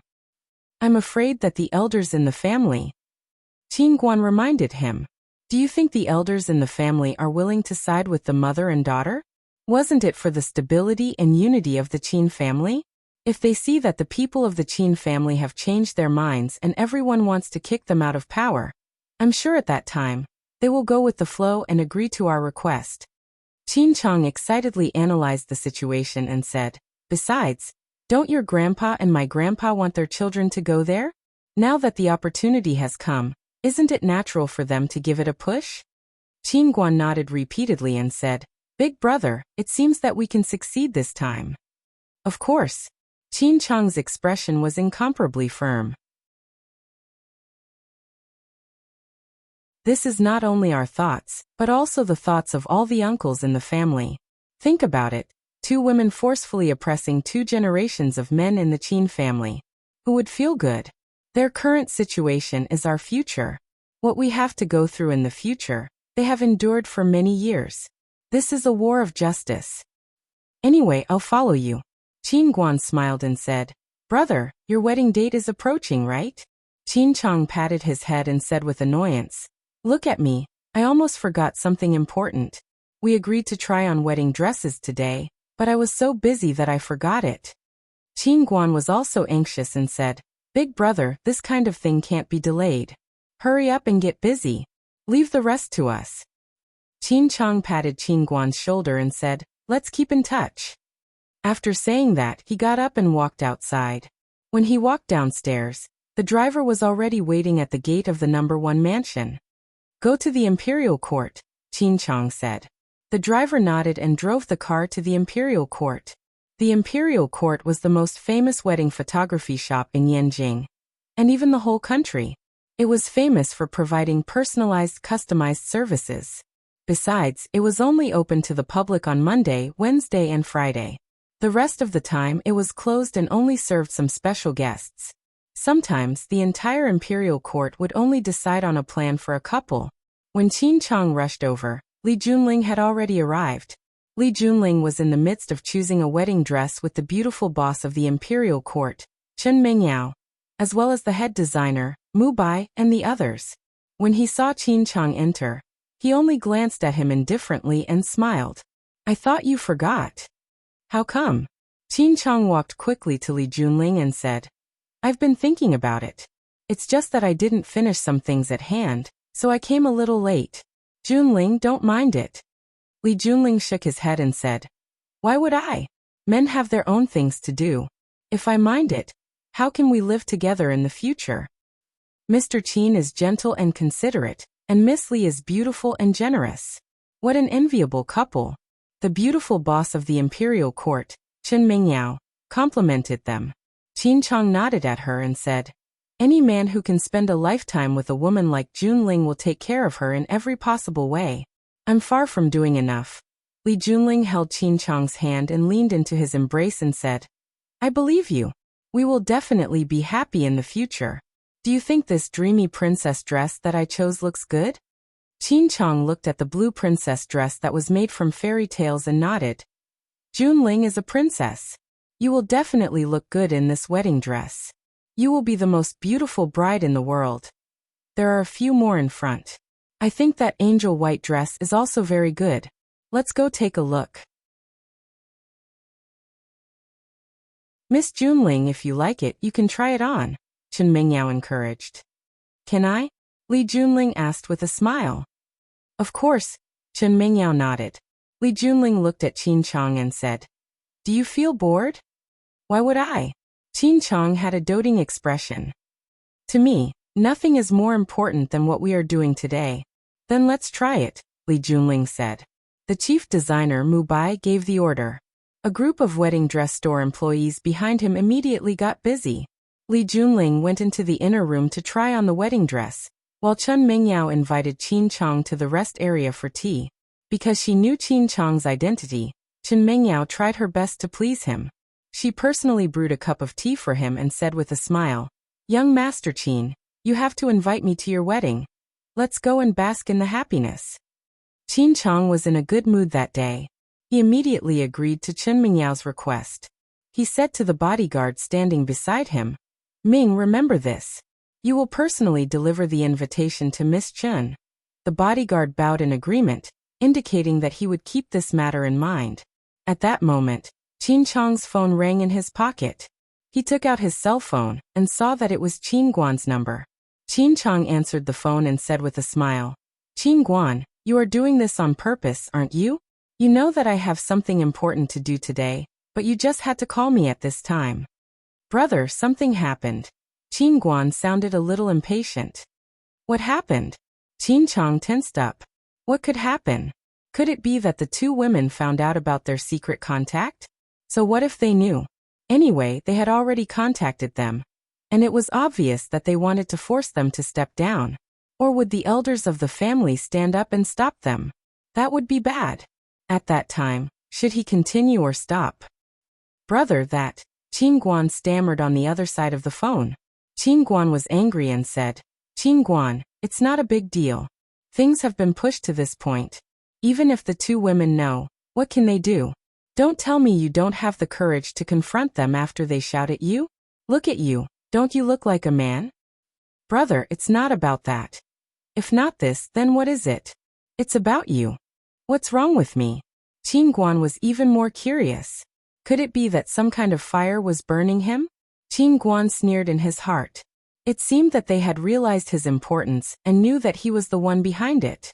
If they wanted to shoot the bird that stood out, they had to find a way to kill him first. However, he had already established his power. They could not let him succeed with just a few words. Benefits, they had to give him enough benefits.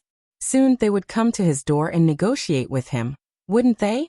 At that time, he would open his mouth like a lion and bite off a big piece of fat from them. "Sister-in-law, Li Junling, is she with you?" "Call her sister-in-law. She will be your sister-in-law from now on. Why are you asking about her?" "Brother, didn't you see that video?" "Video? What video? You'd better watch it, Qin Guan said anxiously. Tell me what video? Qin Guan was a little angry. This guy could not do anything right. He could not even say a complete sentence. How could he achieve anything great? No wonder the power of the Qin family had been controlled by the two women for so long. The main reason was that these guys were useless. I'll send it to you. Then Qin Guan hung up the phone. Ding! Qin Chang received a message on his mobile phone. He opened it and saw a recorded video.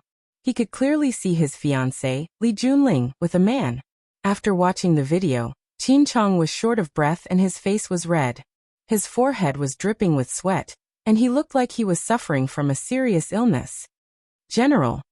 Qin Chang roared sadly.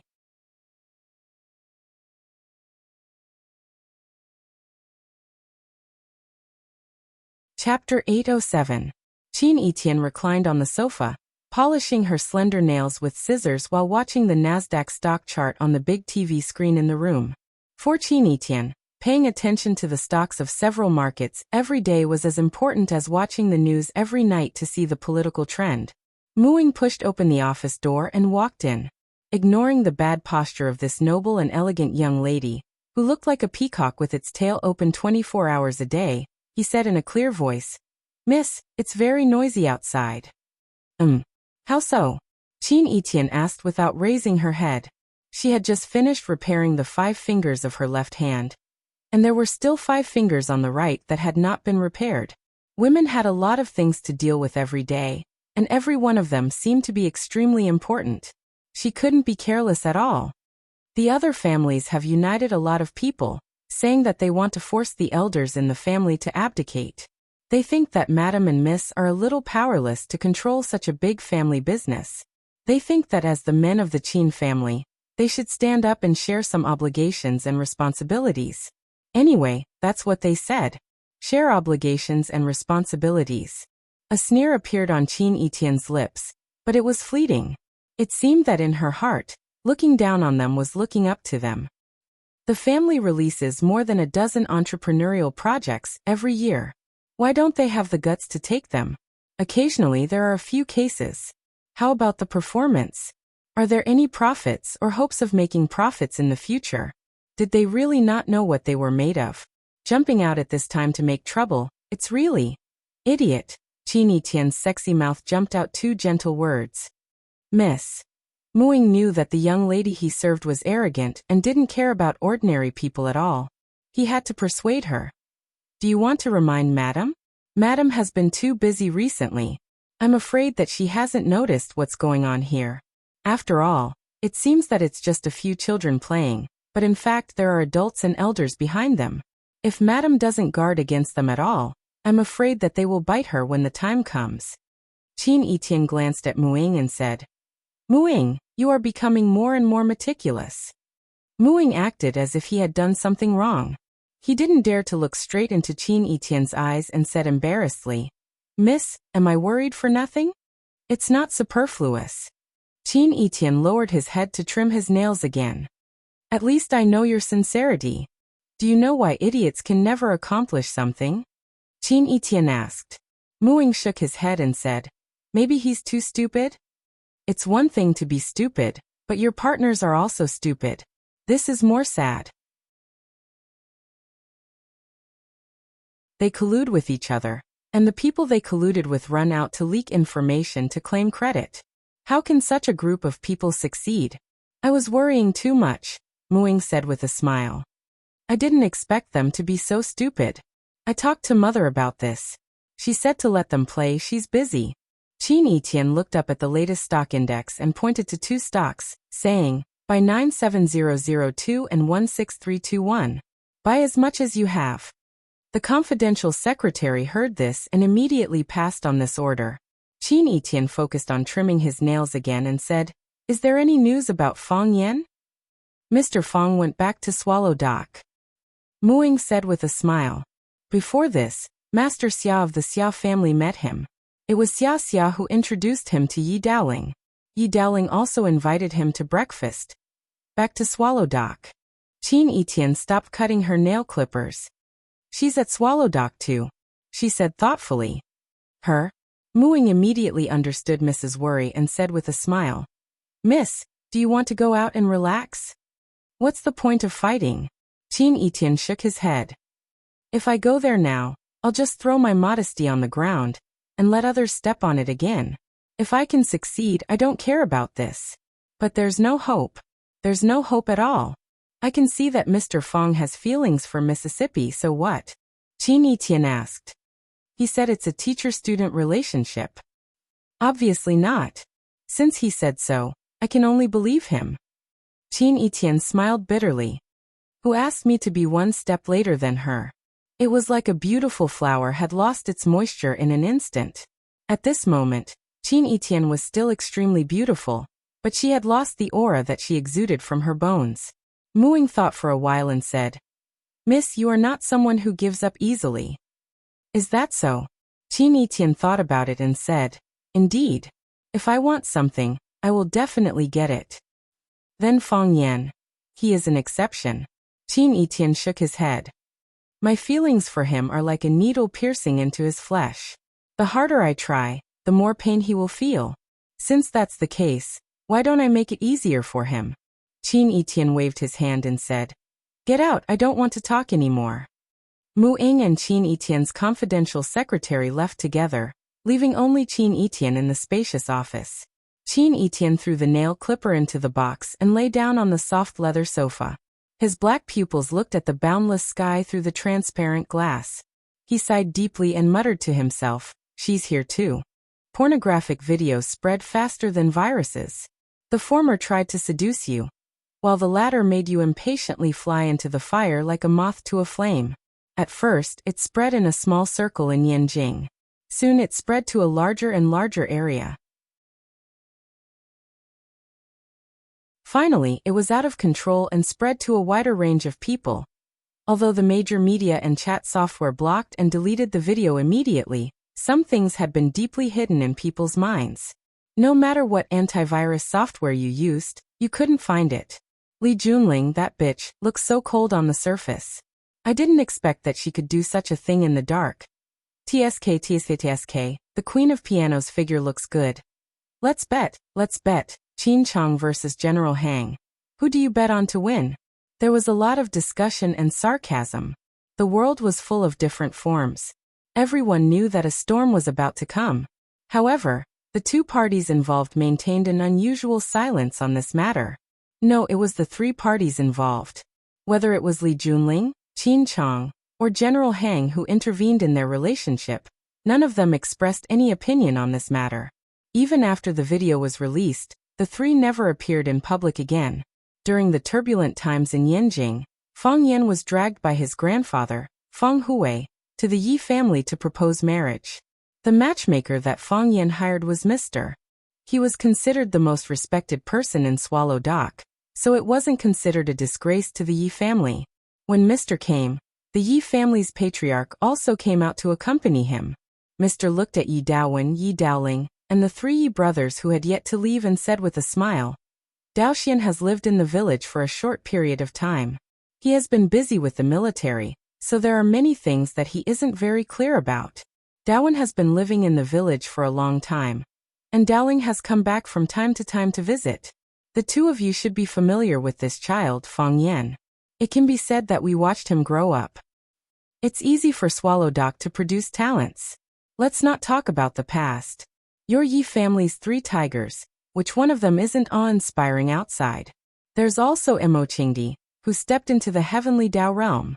Although he suffered this calamity because of his carelessness, it's not impossible for him to recover.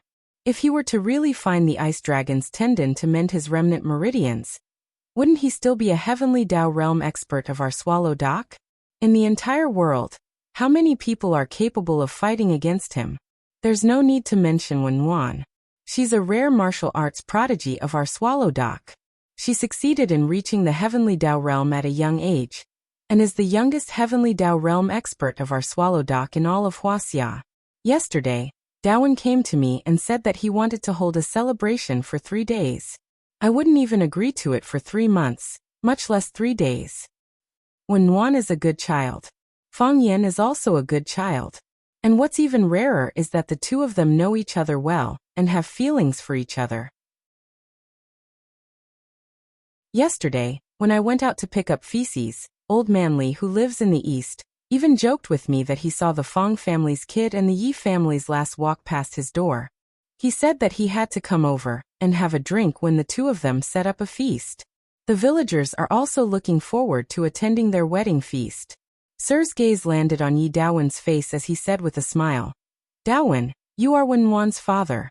Logically speaking, this matter should require your approval. Now that the Fong family has sent the betrothal gifts over, it's now your turn to discuss it." He used his finger in his sleeve to point at the mountain of betrothal gifts inside and outside the house and asked, "Are you going to accept these betrothal gifts or not? Are you going to nod or shake your head? Say it in front of everyone." Yi Daowen's expression was gloomy as he stared intently at Fong Yan. This left Fong Yan depressed as he thought to himself, "It's useless even if you stare at me. I still haven't fully figured out the situation." Yin Wan sat beside Patriarch and saw her father remain silent. The other two uncles didn't seem to have any intention to speak either. Yin Wan glanced at Patriarch and said with a clear and firm voice, "I've accepted the betrothal gifts. I agree to the marriage."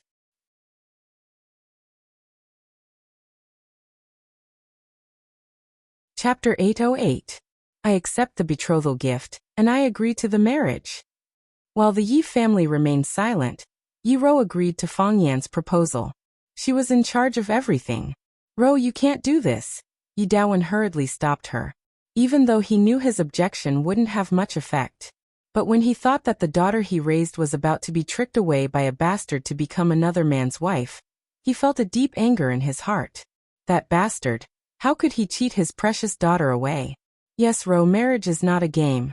We know your relationship with Fong Yan, but this matter, shouldn't you think it over?" Yi Daoling's objection was very tactful. He only said think it over. But he didn't reject it outright.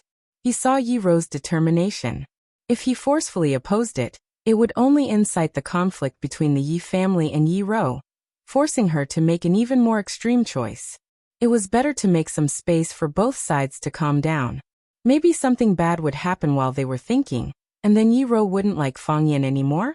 What if it was like this? "Ro, I think your father and second uncle are both reasonable." Yi Daoxian was serious in speech and manner, and he always had a straight face when persuading people. He said aloud, "You and Fong Yan have known each other for many years, but you've only been in love for a few days. In such a short time, are you sure you've truly understood this man? Is he also able to completely understand you? Moreover, marriage is different from love. After marriage, you have to live together day by day, year by year. Everyone's strengths and weaknesses will be magnified infinitely. Some subtle things that are originally overlooked by others, after accumulating for a long time, may very well become some explosive points of conflict between two parties. Fong Yan's excellence is undeniable, and it is also a matter worthy of blessing and gratification that the two of you can be together. However, we only hope that you can be more cautious and be more responsible for your marriage. Wait a while, see if the two of you are suitable for each other. Think if you have the courage to tolerate all of each other's weaknesses, and walk together through thick and thin. Ro, what do you think?" Yi Daoxuan's words were reasonable, and there was no way to refute them. Even Fong Yan thought what he said made sense. Marriage was not a child's play. Yi Ro should think about it carefully. "I have so many problems. What if Yi Ro can't take it anymore and wants to divorce me? If he didn't agree, what if she hit him? She was a heavenly Dao realm expert, and he wasn't her match. Wouldn't this be the result of her domestic abuse every day? Besides, Fong Yan had a guilty conscience. Although he had confessed his relationship with Lu Chaoga to Yi Ro didn't give him any instructions. What was she thinking in her heart? Would he mind my relationship with Lu Chaoga? In other words, she would break both her legs and lock herself at home. There were many problems that needed to be carefully considered. We can't wait. Yi Ro glanced at Fong Yan and said, "What if someone else takes it away?" The atmosphere at the scene suddenly became extremely strange. Everyone looked at Yi Wen Ro with a dull expression. The woman who said this. Was she really the arrogant and cold iceberg Yi Ro who never looked anyone in the eye? Even Fang Yan himself widened his eyes. This was obviously not Yi Ro's style. Was she possessed by Qin Yi Tian? The gentleman coughed violently. It was unknown whether it was because of a physical illness or a physiological reaction. He coughed so hard that it looked like he was going to cough out his internal organs. The young people's style changed too quickly. As an old man, he couldn't keep up. Old man Feng Huwei was stunned at first, then a strong smile appeared on his face. He looked at Yi Ro with joy, as if he liked her more and more. The old man was also happy. All the teeth in his mouth fell off. He reached out and patted Yi Ro, who was sitting next to him, but he couldn't say a word. The three Yi brothers were the most embarrassed at the scene. They didn't expect Yi Ro to say such a thing. First, they were extremely shocked. Then their faces turned purplish red. Yi Dawen looked at his daughter with disappointment and said, "Ro, you are a girl. How can you say such a thing? If he is really snatched away, it's better not to have such a man. This. Ro, your thoughts are wrong." Yi Daoling coughed twice as well, as if he had been infected by the gentleman. "You are beautiful and smart.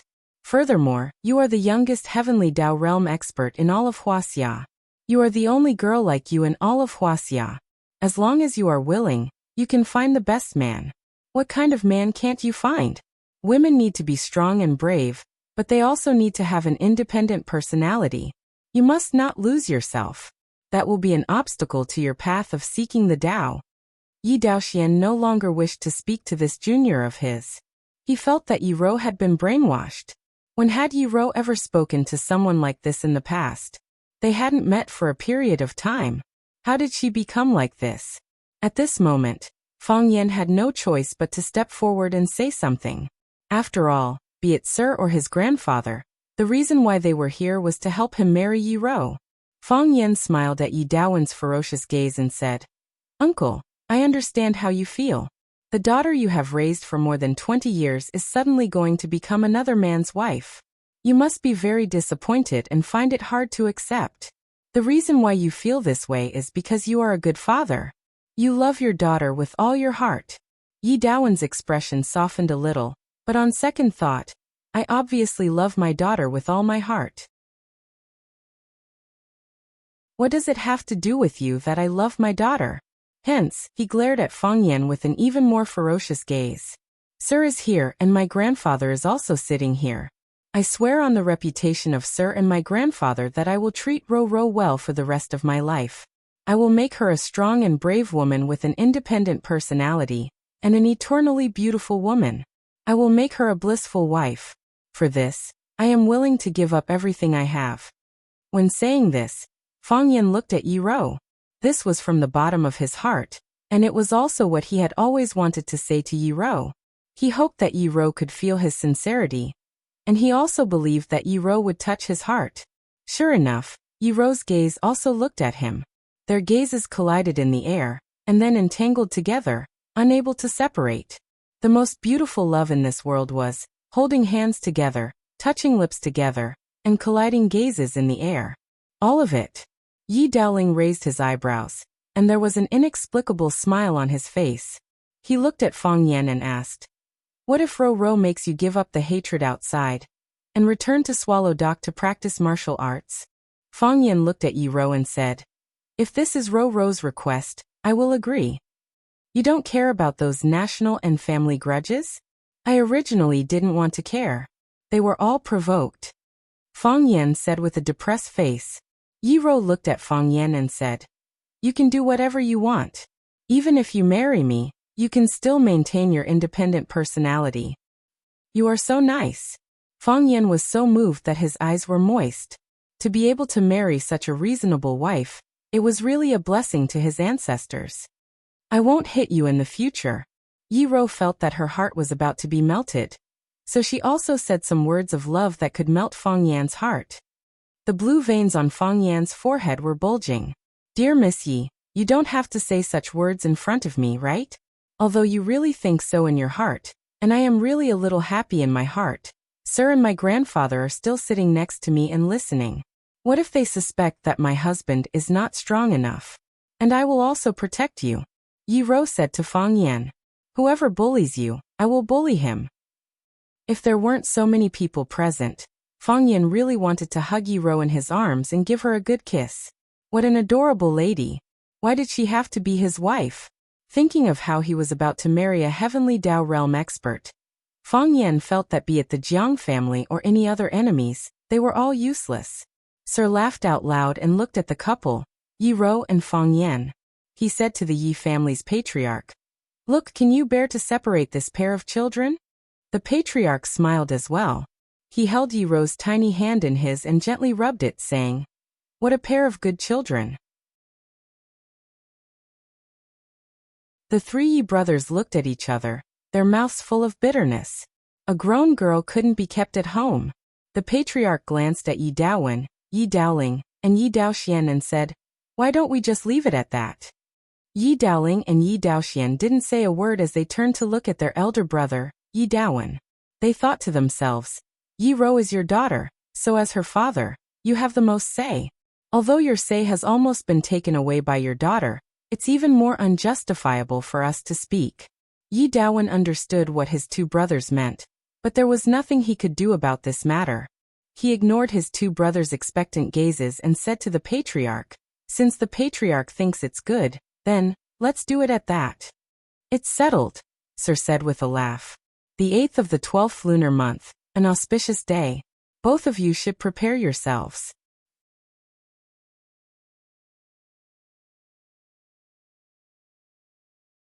Chapter 809. After returning home, old Master Feng Hui shouted for Fang Yan to pour tea for him.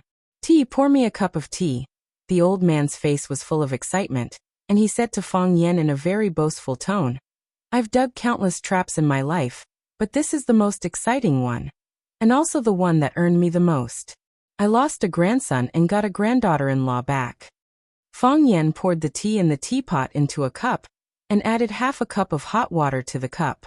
Then he handed the cup to the old man and said, "My marriage with Wen Wan was also a trap set by you? Isn't that obvious?"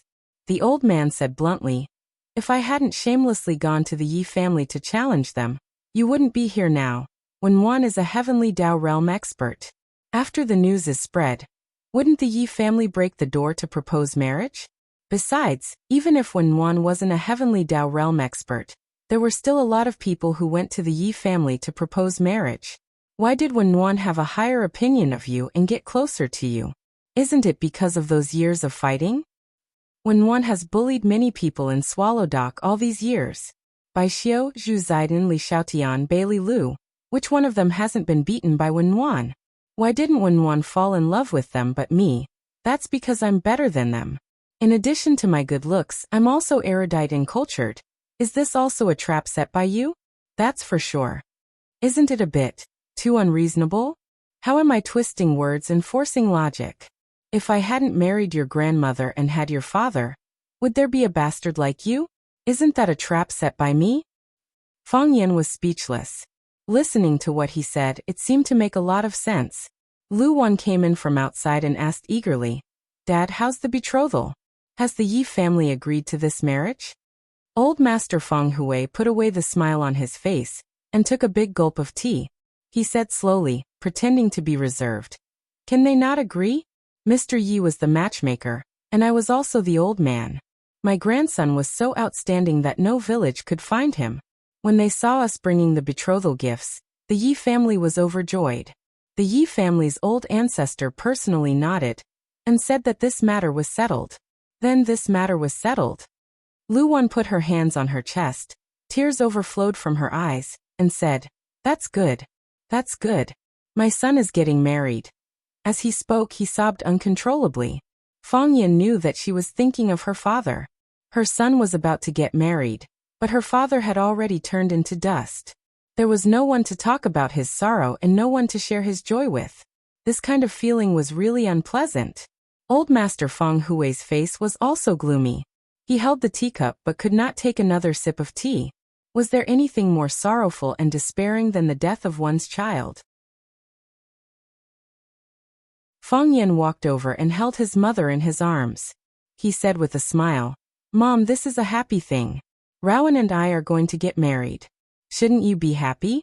If we were rejected by the Yi family today, all the things we sent would be thrown back by them. At that time you should cry, right? Puff. Lu Wan was amused by Fang Yan again. She gave him a reproachful look and said, "You silly boy, you are already a person who is going to get married. How can you still say this kind of nonsense? You and Rowan are in love. How can the Yi family not agree? Even if the Yi family does not agree, Rowan will agree. Yes. Your son is so excellent that I love him to death." Fang Yan laughed and teased himself. He didn't want his mother to be sad, not even a drop of tears. Every tear was a knife, stabbing into Fang Yan's heart. His heart ached faintly again, and the sense of guilt that had been quiet for a long time came again. It seemed to be turbulent, like a flood or a fierce beast. If he had arrived earlier that day, if he had been able to get rid of those good-for-nothings who blocked the way as soon as possible, his father would not have died.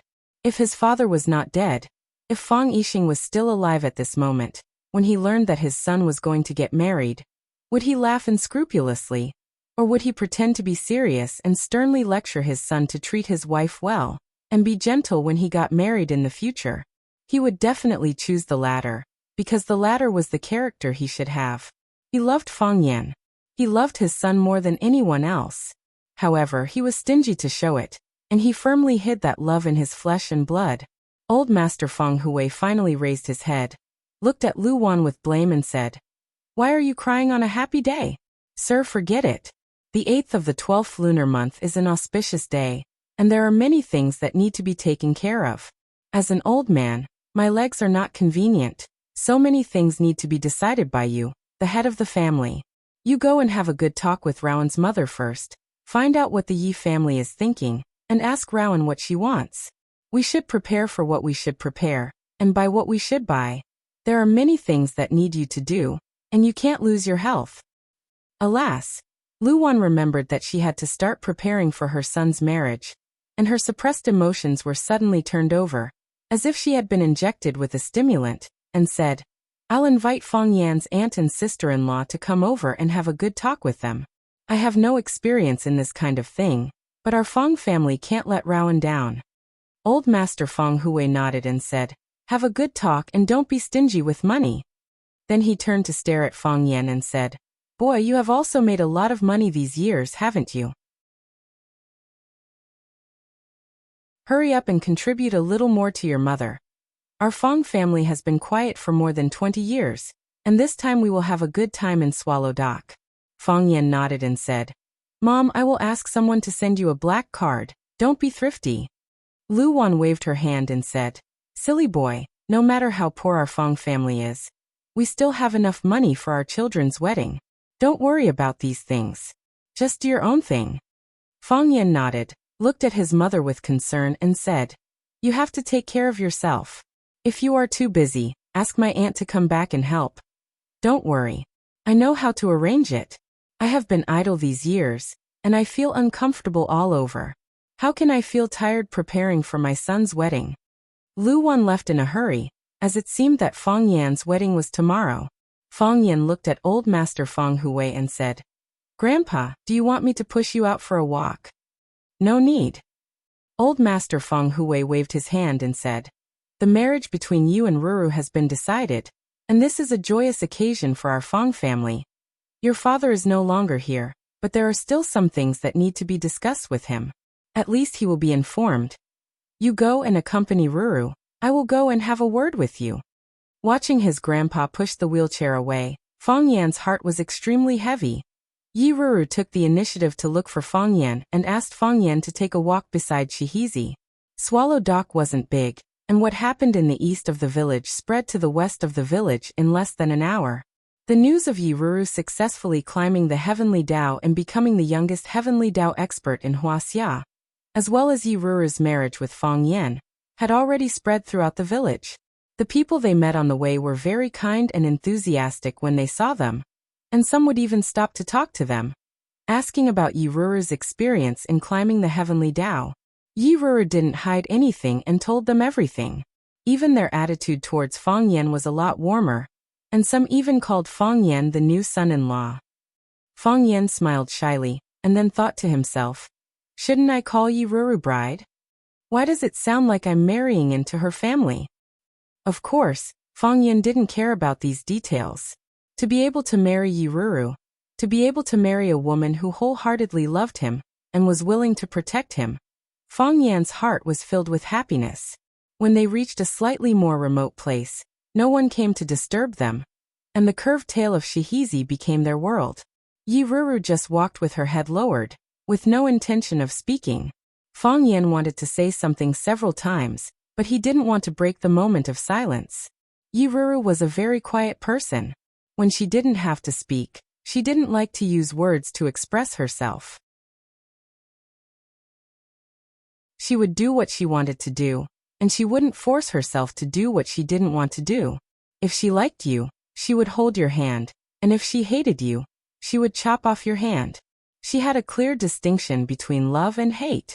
Fang Yan's heart was full of emotions. The girl who competed in the Fang family's martial arts arena for the first time was proud and stubborn, with 2 cute braids. When Fang Yan saw her, he thought it would be fun if he could pull her braids. It was really fun. Yi Ruru knocked out 2 of his teeth and broke 3 of his fingers. At that time, Yi Ruru was really fierce, and she wasn't gentle at all when she fought. Later, they fought once a year, and every time they met, they would quarrel. Fang Yan regarded her as his archenemy, and he told all his friends bad things about her. Even in his sleep, he dreamed that he was being beaten. However, that girl was going to be his wife soon. Life was really full of surprises. Fang Yan suddenly stopped, turned around to look at Yi Ruru behind him, and said in a deep voice, "I've been thinking that there should be a more special proposal ceremony. I'll run around Yanjing City naked and then shout, 'Yi Ruru, marry me.'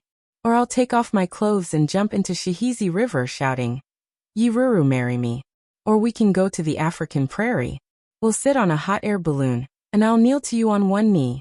If you don't agree, I'll cut the rope of the hot air balloon." "You'll die," Yi Ruru said. "What? If the rope is cut, I'll be fine, but you'll fall to your death." Yi Ruru looked at Fang Yan and said,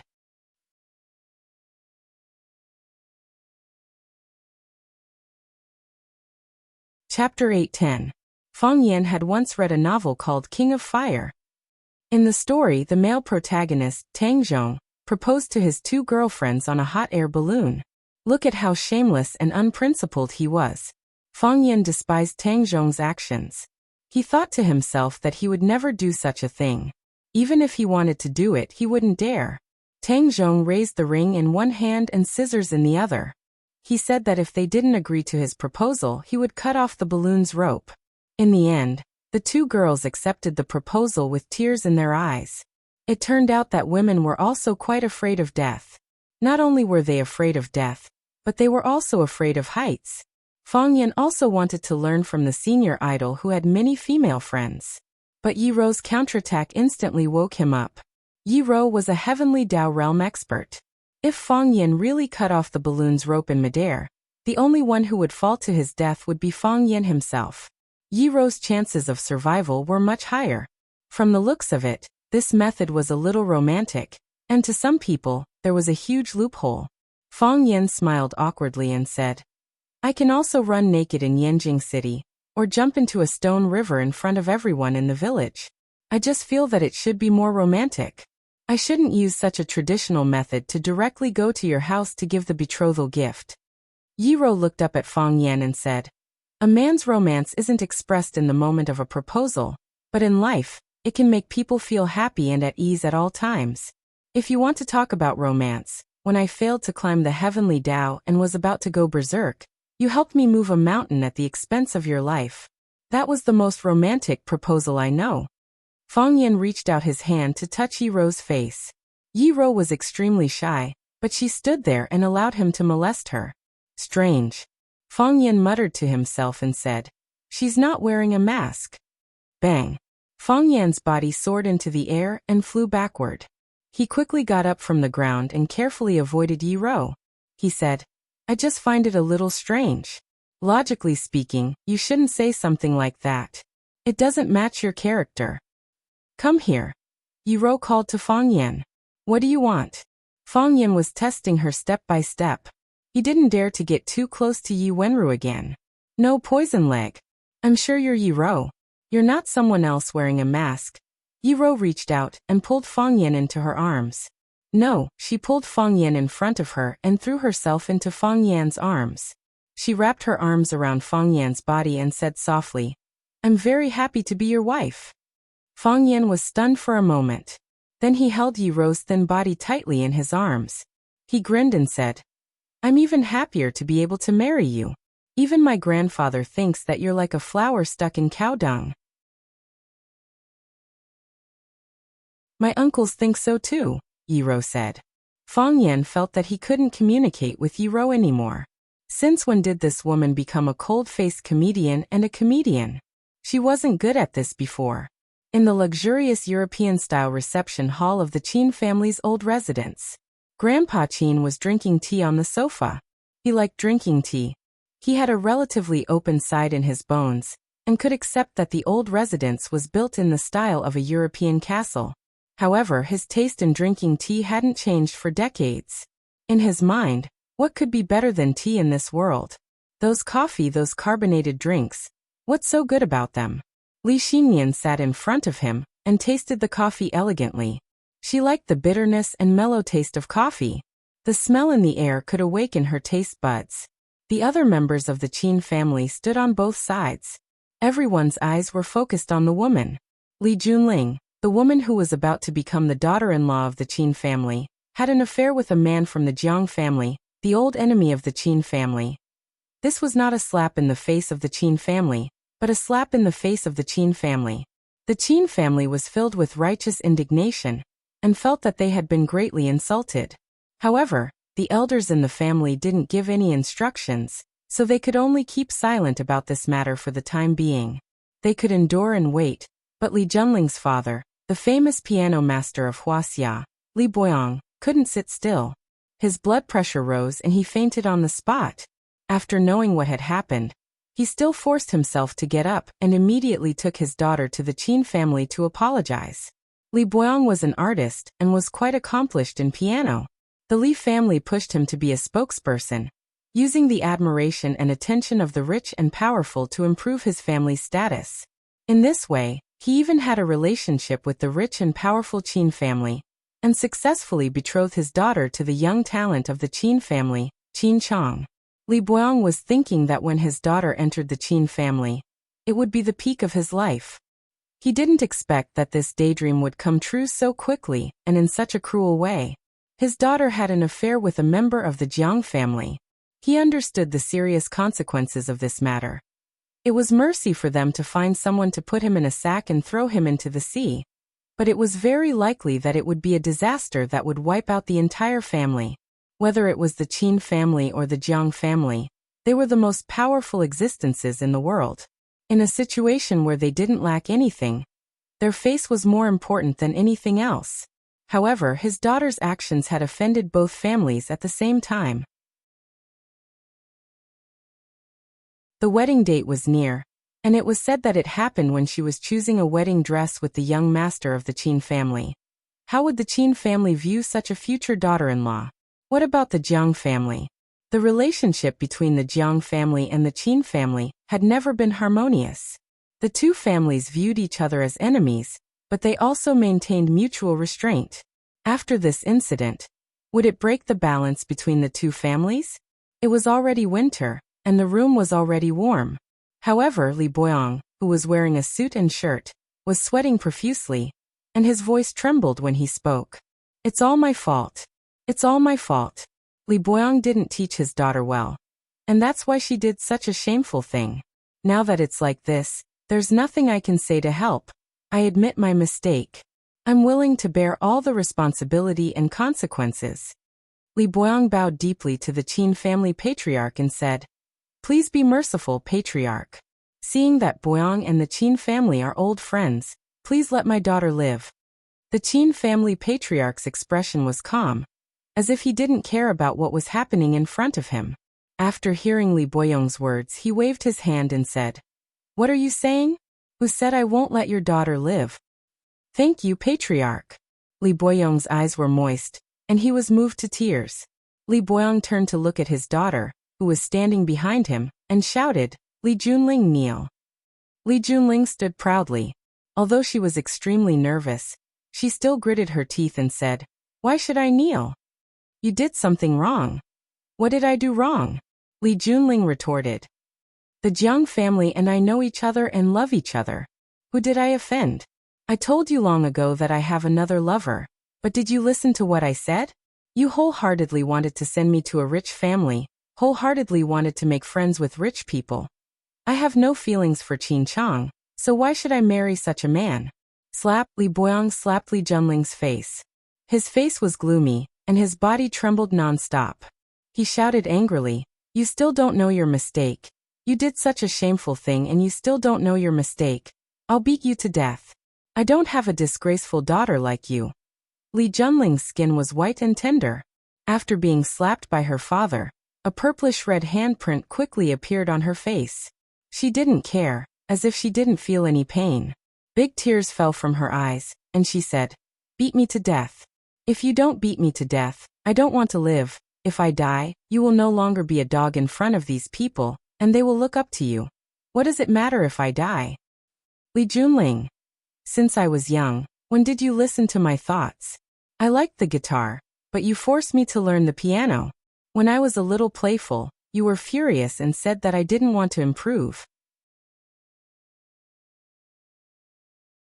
When I was a little slow in learning, you scolded me for being stupid. Piano goddess. Haha, who knows how this goddess came to be? I spent all my time to get it, and I sacrificed all my hobbies to get it. Genius? Can this kind of person be considered a genius? I know that the matter between me and General Xing is very difficult for you and the whole family. You are afraid, you are worried that you will be implicated. If that's the case, I will die here, in front of the Qin family to atone for my sins. In this way, they won't hurt you anymore, right?" After saying that, Li Junling took out a short dagger from her pocket and slashed it toward her own neck. Bang! A figure flashed. An old nanny who was in charge of pouring water for old Master Qin suddenly appeared and grabbed the dagger from Li Junling's hand with a small move. Li Xinyan gently stirred the coffee in his cup, looked at Li Junling and said, "Miss, if you want to die, we won't stop you. Everyone has the right to choose their own life."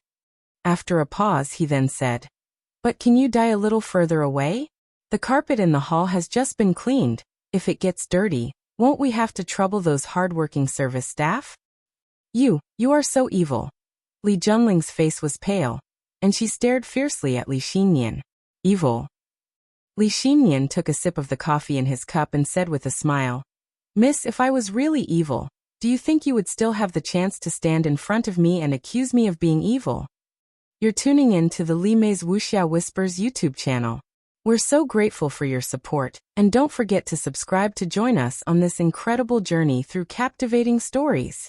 Your generosity through donations truly makes a world of difference, as it's the primary source of revenue that allows me to expand and enhance this channel for you.